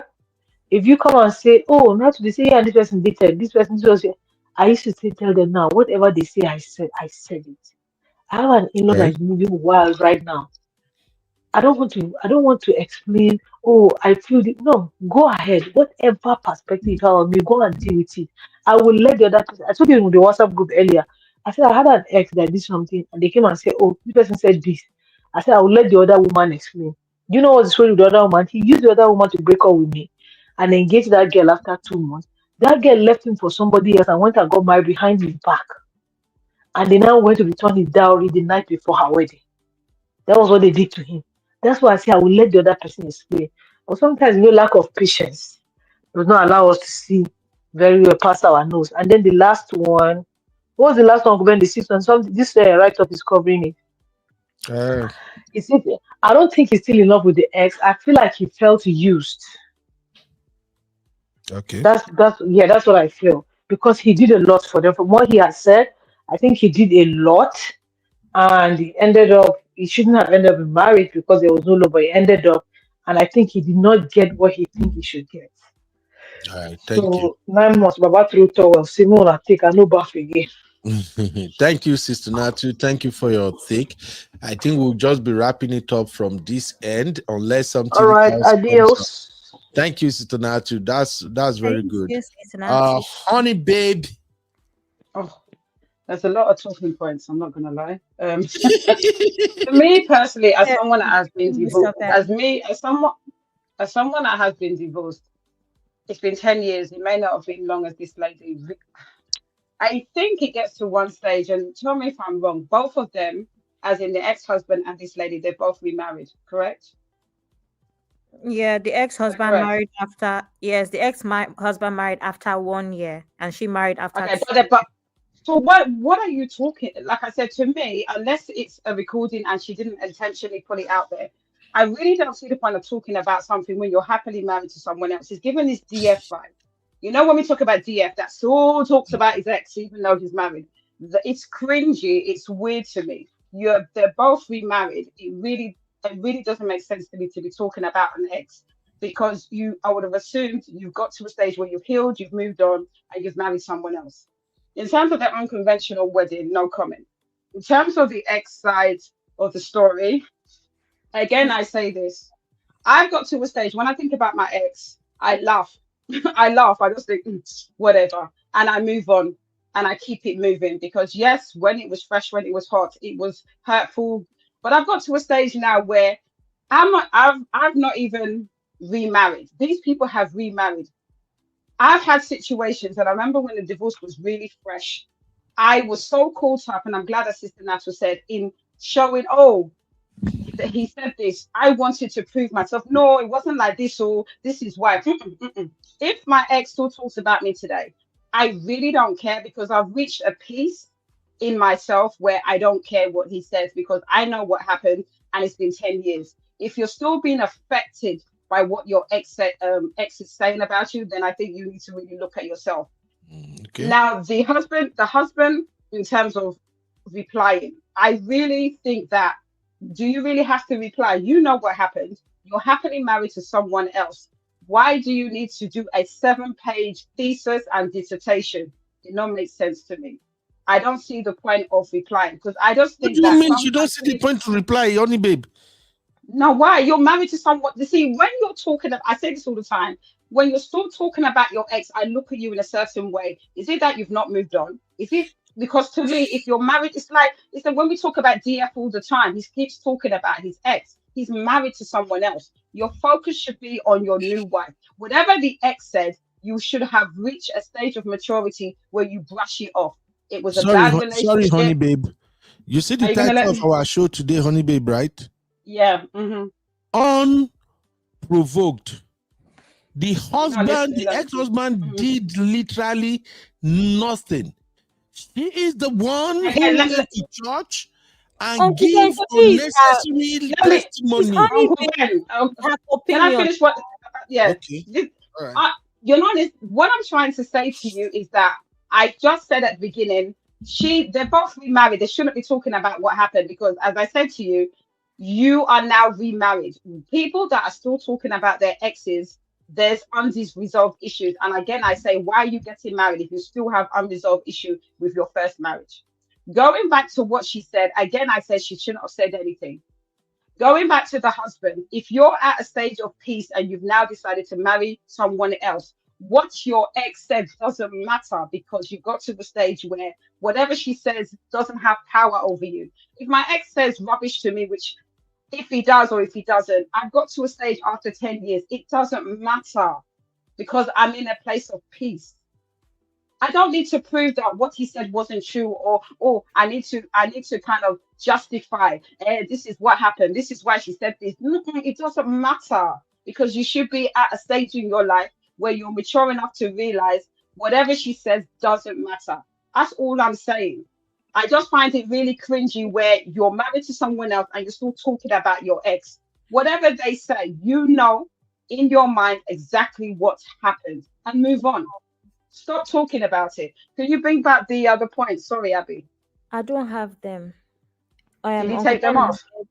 no, Uncle Ben has left the studio, and that means he's left with everything that he put in the studio. Okay, I so don't. what was Let the me last? upload it back real quick. No, I'm not going to talk. I'm not going to go for all of them because it's a lot. But that was what I wanted to say. I've decided that I know I can't speak for everybody. I know it's not as long as 10 years, but whatever my ex says about me, because people will say, you and Honey Baby, he will say whatever. Who cares? Seriously, I hear things that he says, and I'm not saying he's wrong or right, but it doesn't affect me anymore because I've moved on, and you should be at that place. Even more when you are now married to someone else. That's all I'm saying. And in regards to still being in love with your ex, I'm just going to talk about the last point. I really don't know. Again, I'm going to ask the question, why would you be married to someone else if you're in love with your ex? And that's why I said, stop jumping into relationships. If you're in a relationship, whether it's marriage or a long-term relationship, breathe, get the therapy, do whatever you have to have the peace before you are now fresh and healed to go into another relationship. That's all I have to say. Thank you. All right. Thank you, Honey Babe. I'm already about to head out of this place and go to work. So let me quickly say this for those who want to be interested in the upcoming stream. You know, we always have a stream every evening. I already prepared a stream for my daughter to stream once she come back from school. It's a very interesting one. This is the title: Igbo Patriarchy versus TikTok Gen Z Feminist. This is a very interesting one. I don't laugh tire, but at the same time, I get what the girls were saying. And at the same time, it's a very complex conversation. So if you really want to enjoy it, join the stream. I think it's going to start around Wednesday, maybe around 5 here. I don't know what time it will be in the UK, but it's a very, very interesting one. I just wanted you guys to know that this will be coming on later on this channel. Igbo Patriarchy versus TikTok Gen Z Feminist. These girls, they said, the Igbos, they said in Nigeria, we have patriarchy, but Igbo patriarchy is the baba of all patriarchy. And those girls, they are para. I have never seen young girls being so mad and angry like this Igbo girl. So Abby, these are your people. Let me just show you a sneak peek real quick before I check this out.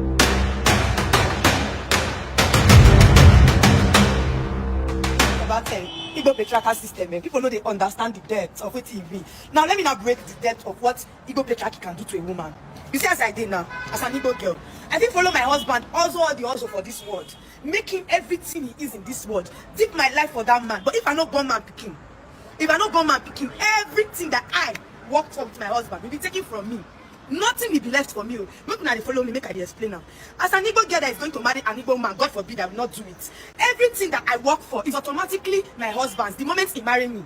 If my husband Okay, now that is just a sneak peek of what to expect on Igbo patriarchy. Now, I do not agree with everything they say because now big buzz goes, but I think maybe tomorrow or next, depending on whenever we have time again, we may need to have a clan meeting on this. The main concern is that a lot of young girls are having issue with complying or conforming with tradition and cultural practices, and we need to address that. But that is just it. Let's go back to today's topic. As they should. You say what? As they should. I know feminists, Omar Soro, Abi, I know, but that's gonna be a conversation for another day. But I just want you guys to know that we'll be streaming that today, and I'll be so glad to join you guys in the chat and we can talk about it in the next one. But in conclusion to this one, let's move on to Auntie Grace. Auntie Grace, please, our talking point, help us take mature eyes, look at this situation and your final take, ma. Hello. Okay, we're looking at all the six topics you are itemized here.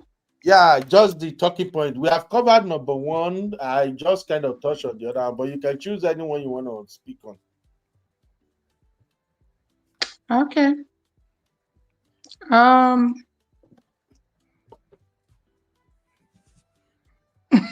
Anyway, they all looks funny anyway. So I don't see why somebody who left a marriage is still in love with the ex. It does happen, especially if there is children. But if you're already married to someone else, what are you still having any connection in that place? Like I heard Honey Babe say, if you know you are still in love with that person, take your time to heal. Take your time to see if it's going to work. But if the other partner has moved on and you have reached a stage of no return, what are you still doing there? Why are you still talking about that person? To me, I see it. I don't know if it is immaturity or wickedness for you to want to keep talking about your ex in order to bring that person down. If you moved on, you moved on. Leave that person where they are. If there are children, and that is anything that is binding you, when it comes to what you have to agree on the children, yes, you can agree on those issues. But not you just coming in and out, talking about your ex, talking about what work and what didn't work. I think what you should be concentrating on would be focus on your recent relationship and see how you can change those things that did not work when you were there and see how you can make an amends. You don't have to keep ringing it. Otherwise, that can even ruin your recent relationship. It is something that you will need to put behind you. I heard you ask a question. How do we stop these older men coming to marry a younger one? And Abby and Sister Natu responded that cannot happen. If our young folks are listening, I think this is a lesson for them to take home. They have to look at what they are getting into. Taking the recent issue that has been on the social media. When you go into your closet, what do you see from that older person? The kind of body you are seeing, is that what you are signing in for? People should not look at what they are looking for. If the money they are going in for, they have to rethink and think if that money will take them through. Except they want to go there, grab and come out. Otherwise, I think this is a high time they start listening to themselves, to their inner mind, and then think of what they want in marriage, for marriage to be what marriage is meant to be for. So people, I will advise people, if you're out of a marriage, get out of it and leave everything that you had in that marriage behind and start a new life with the new one you are in. Thank you.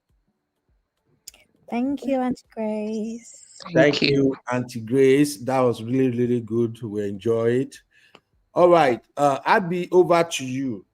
What are your take on the rest of this thing?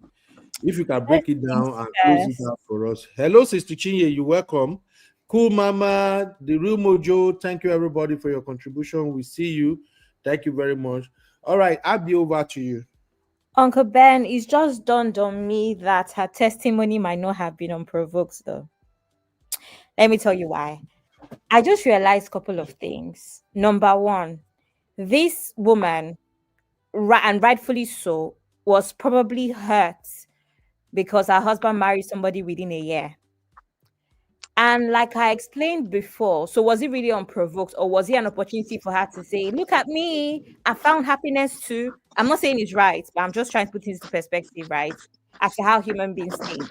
Because again, like I always say on this platform, congratulations to us for being the top 10%.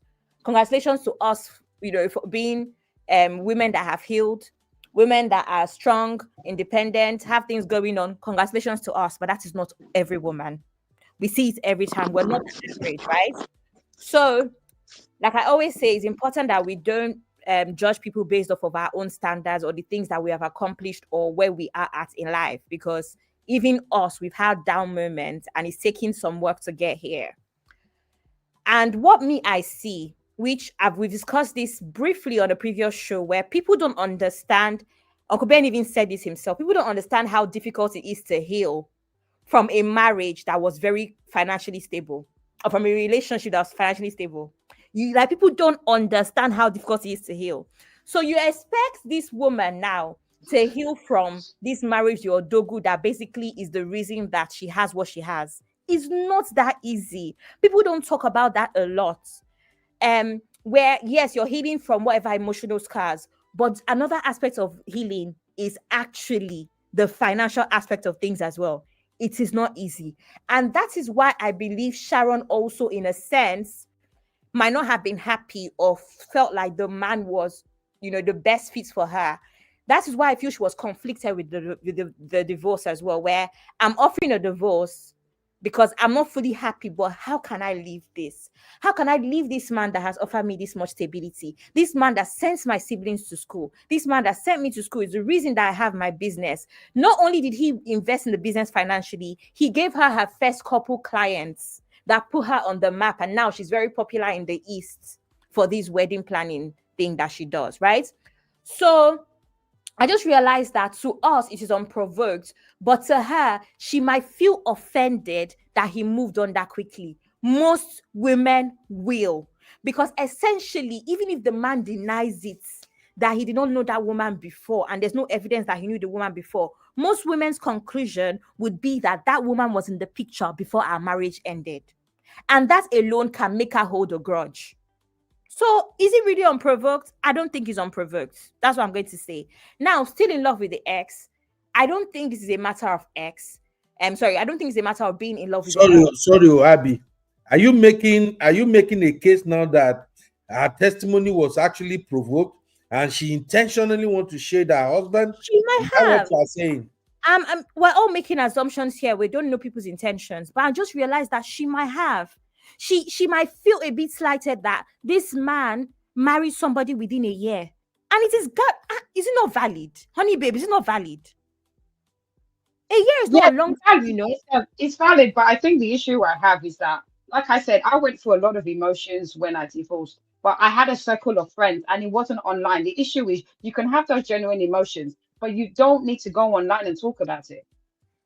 But like I just said it, what I just said is that congratulations to us for being that way. Yeah. A lot of people Yeah, are yeah, not yeah. that way. And that's what we've realized. Every Cool. time we treat these topics every other week, every other show, we realize that people are very, very different, right? And it is what it is. But Uncle Ben, I've just realized that to us it might be unprovoked, but maybe it wasn't really unprovoked because of how quickly he moved on. And quite frankly, when it comes to matters of the heart, 2 years is not a long time. So can we actually genuinely say that this woman is even completely healed and doesn't have any scars from whatever may have went down? Especially because if we put things into perspective, this man was in this woman's life for quite a long time. To have sent her through school, her siblings through school, and set up her business, he was in her life for a long time. So you want me to assume that somebody that you were with for 10 years, it is taking you 2 years to get over them fully. I don't agree. I don't agree with that, you know. But yeah, I wanted to say that I don't think that Uncle Ben, where are the talking points? Sorry. I don't think that they are still in love. I think that there's just hurt. Again, Uncle Ben, there's a different level of healing that you have to do when it comes to stability, and that's cut off, right? I don't think that the man felt used. I always explain this about Nigerian culture, which a lot of people don't understand, and men positioning themselves as providers regardless of what happened. That whole thing of, oh, he took her on a trip after divorce, a lot of Nigerian men do stuff like that. A lot of Nigerian men would do stuff like that. I remember that my ex wanted to continue to play a certain role in my life because he felt like it was the right thing to do even after we broke up. I'm like, get out of my face. I don't want to have any connection with you. And I hear this all the time. There's this thing where Nigerian men feel like they can continue. And I see this story all the time on the internet as well, where it's like, oh, I still give my ex money, I still do this, but there's no feelings there. It's a weird thing, but a lot of them do it. So I don't think it's a case of being used, feeling used. I don't think it's a case of being in love with anybody. That's not the right thing to do. Sorry? Is that not the right thing to do? Continue to look after your ex. I don't think it's the right thing to do. No. Except you guys have children together, or you're trying to, let's say you were married for a good amount of years. I'll give you an example, maybe 10 years, and you feel like you want to help them transition because maybe and you're a good person, and you feel like you want to help them transition because you were the breadwinner or something, then that's fair. But not an ex that everybody is moving on. Like, come on, why do you want to stay connected to me in that way where you're still financially responsible for me, or you still do certain things for me and you want to keep it up? I don't know. I feel like it's a way to just keep someone stuck when you are also moving on with somebody else. I don't subscribe to it. Everybody should move on. Whatever losses that you get from that, breakup, carry it and be going. Sorry, everything will be okay. You would restore whatever has been lost eventually. That's my opinion. So I don't think, if children are not there and if it was not a long-term marriage, then I don't think it's necessary for anybody to stay connected because of what I do. It's like me saying, oh, because my responsibility in this relationship or marriage was cooking for you, I have to keep coming to your house to cook for you. No.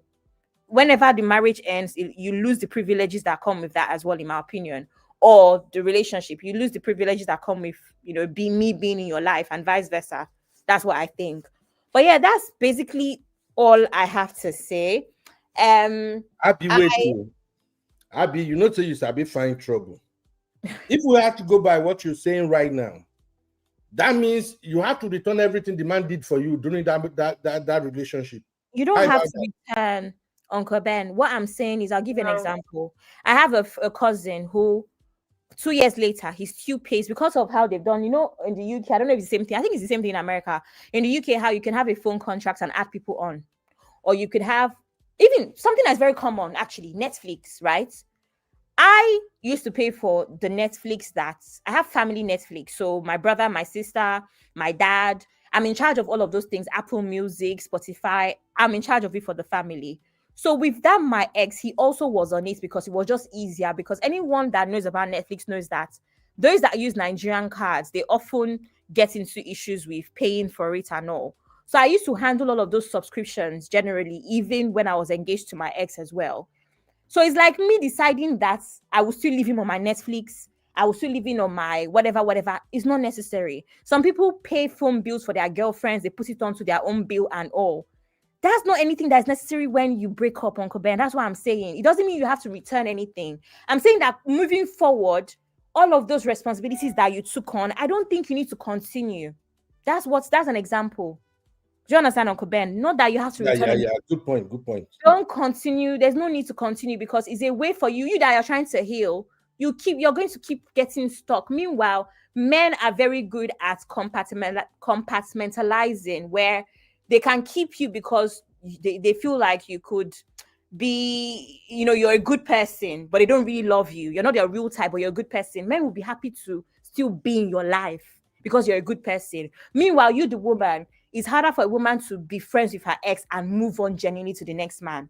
But a lot of men can do it, can do everything. They can multitask in that regard, right?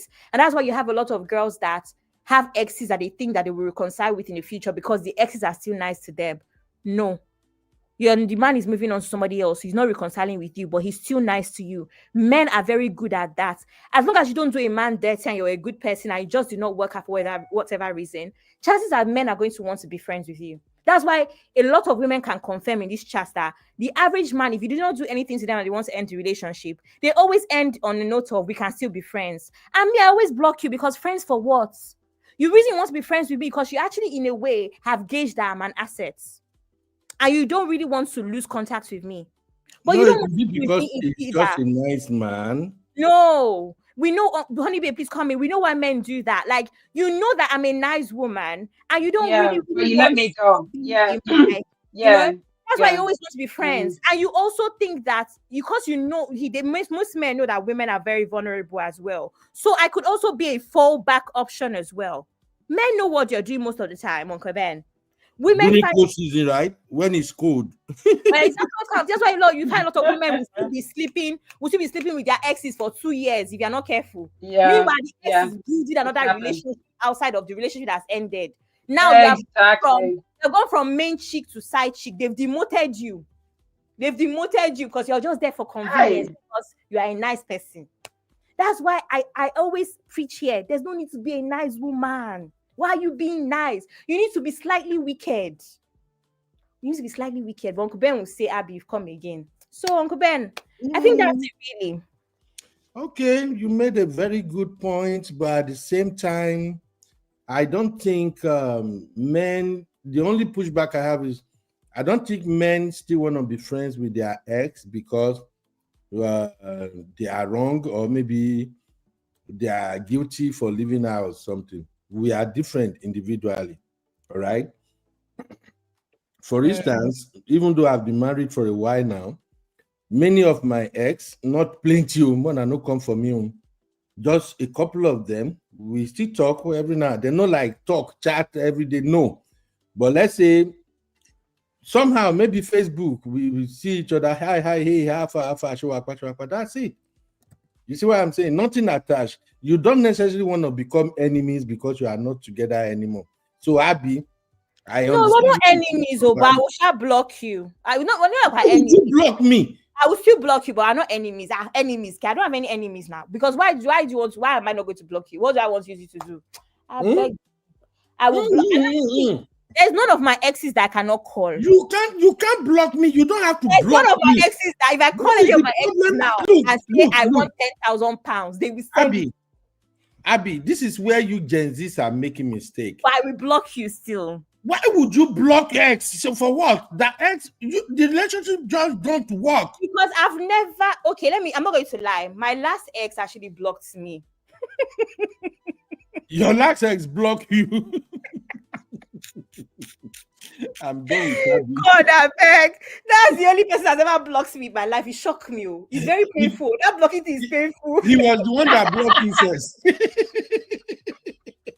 That blocking is very painful. Oh, hey, that thing pained me. Hey, but he blocked me because he wanted to reconcile and I was not agreeing. So he was just like, get out, and then he blocked me. But he asked me what are you even feeling like? You're not even that special. I said, no problem. I'm not that special, but you're begging me. And then that's how he now blocked me. And that thing pained me. I couldn't sleep for like 3 days because really and truly, I was like, why would you block me? What did I even do? So maybe that's how people feel.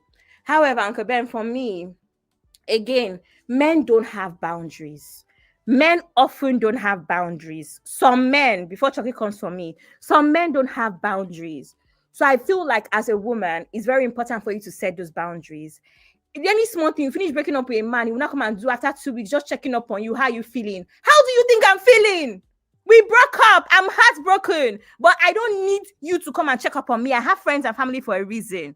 So I'm going to block you so that even me, for my own sake, I'm not lured into any, let's have one last conversation for for what's that word they say, closure. You will now be next thing you have had 5 closure conversations. The next thing, let's try again. The next thing, you are there inside somebody's bedroom. Uncle Ben, I don't play those games. So I block you so that there's no access. That's it. I totally agree. I had an ex-boyfriend that's years and years, almost like 20 years ago. He broke up with me. I was devastated. And then he now, like 2 years later, I don't even know how he found me on Facebook, and I just blocked him. It's like, it's over. It's 2 years.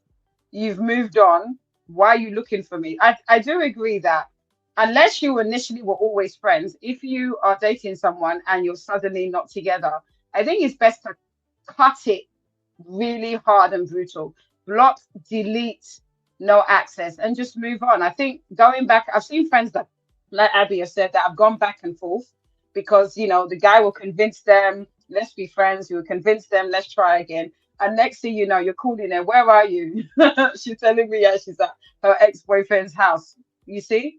So it's better to just have boundaries, really. And men will never have boundaries by themselves. So you need to set it. You need to set it. Because if you I tell totally agree. these your exes that you don't mind being their second wife, they will collect it. They will accept.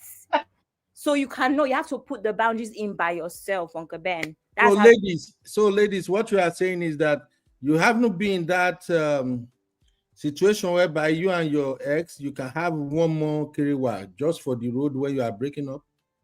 No, I don't play those games. Oh, we used to do it back then, back in the days. No. When you want to break up with a woman, when you want to break up with a girl, you invite her, she comes around, you treat her right, you do everything, you have better kerewa. After the kerewa, when you are seeing her off, then you tell her, I'm sorry, we can't relationship, I'm seeing someone else. Oh my gosh.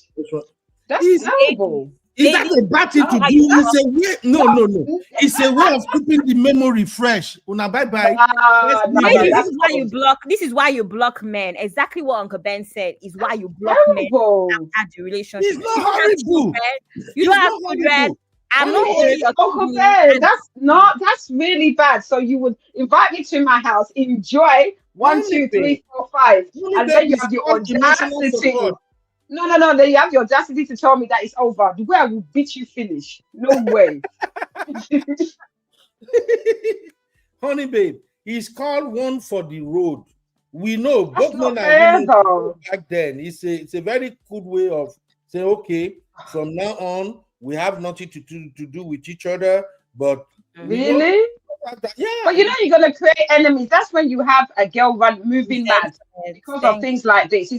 It's not right because you get one woman that's unstable and then you do it to the wrong person. Then you now start crying that she did that. Because your generation, okay, you'll be my generation, Seth. Now because I'm the second generation. What are you talking about?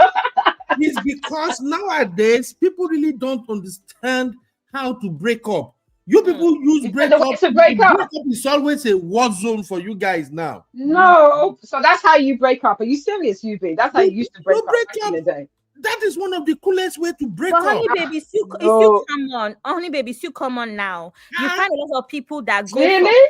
Yes, that's what I'm telling you now. That's the point of my whole monologue about blocking people. Because a lot of men, you see a lot of girls that go from, I'm telling you, it's a serious demotion. You go from girlfriend, almost wifey even, right? To one night stand. So the woman is just available if you're not careful. Because let's be honest, you were with someone for 3 years. You do have a soft spot for them. Yes. So it's easy of course. So that's why you need to block. You block. I agree with Abby. As soon as I break up, I delete, I block. The only person I have on my phone is obviously the numbers of my son's. If you have children, this does not count. But once I've already said my son is 13. Once he's 14, 15, I don't need to have my ladies number. This week we're gonna have this conversation another day. Tomorrow will be a good day, but let me see. I have to reach out to Abby. If Abby and we can have our show tomorrow, then maybe we can add problem. Because people don't know how to break up, and we need to teach you how to break up. No, you can't advise them to do what you did. No. What you're saying is no. Sometimes the best way to break up, you go to your boyfriend's house, you cook, you have a good time. Then you have one of the best kerewa so far. Then you look at the guy in the eyes and say, you know what, baby? I really like you. But you know, as honey, babe, I don't think you'll be treating me right. So I don't want to go ahead with this relationship. Try it, honey, babe. You will see how sweet it But is. no, wait. But I Go. cook for you. You finish me in the bed, and you have the audacity now say that I'm not good enough for you. That's not No, honey, babe, emotional blackmail. you will be the one to do it. I'm teaching you how to do it. You will vomit You will my you will hold the man's head, the guy hands in your head. You look at him and say, sweetheart, you'll be so sweet. We have a good time together. Ah, you're And you scaring me. Maybe know, that's the reason why then. I'm I'm still honey, unmarried after 10 babe. years. This I am is honey, crazy. babe. You have not been treating me like honey. I think Ah, this is gonna be the last day. I'm out. ah. Done.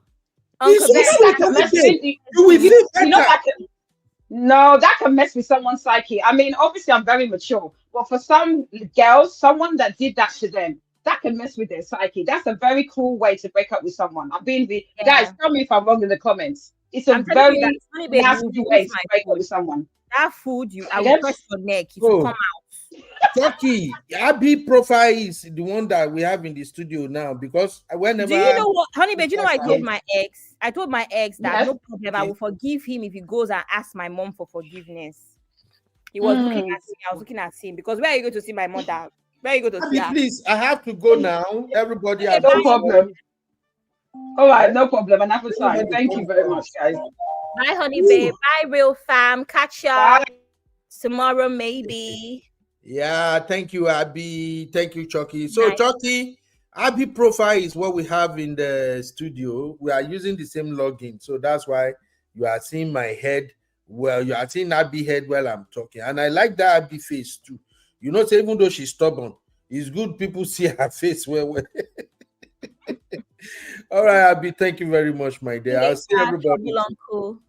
All right, Mama. Bye. Bye.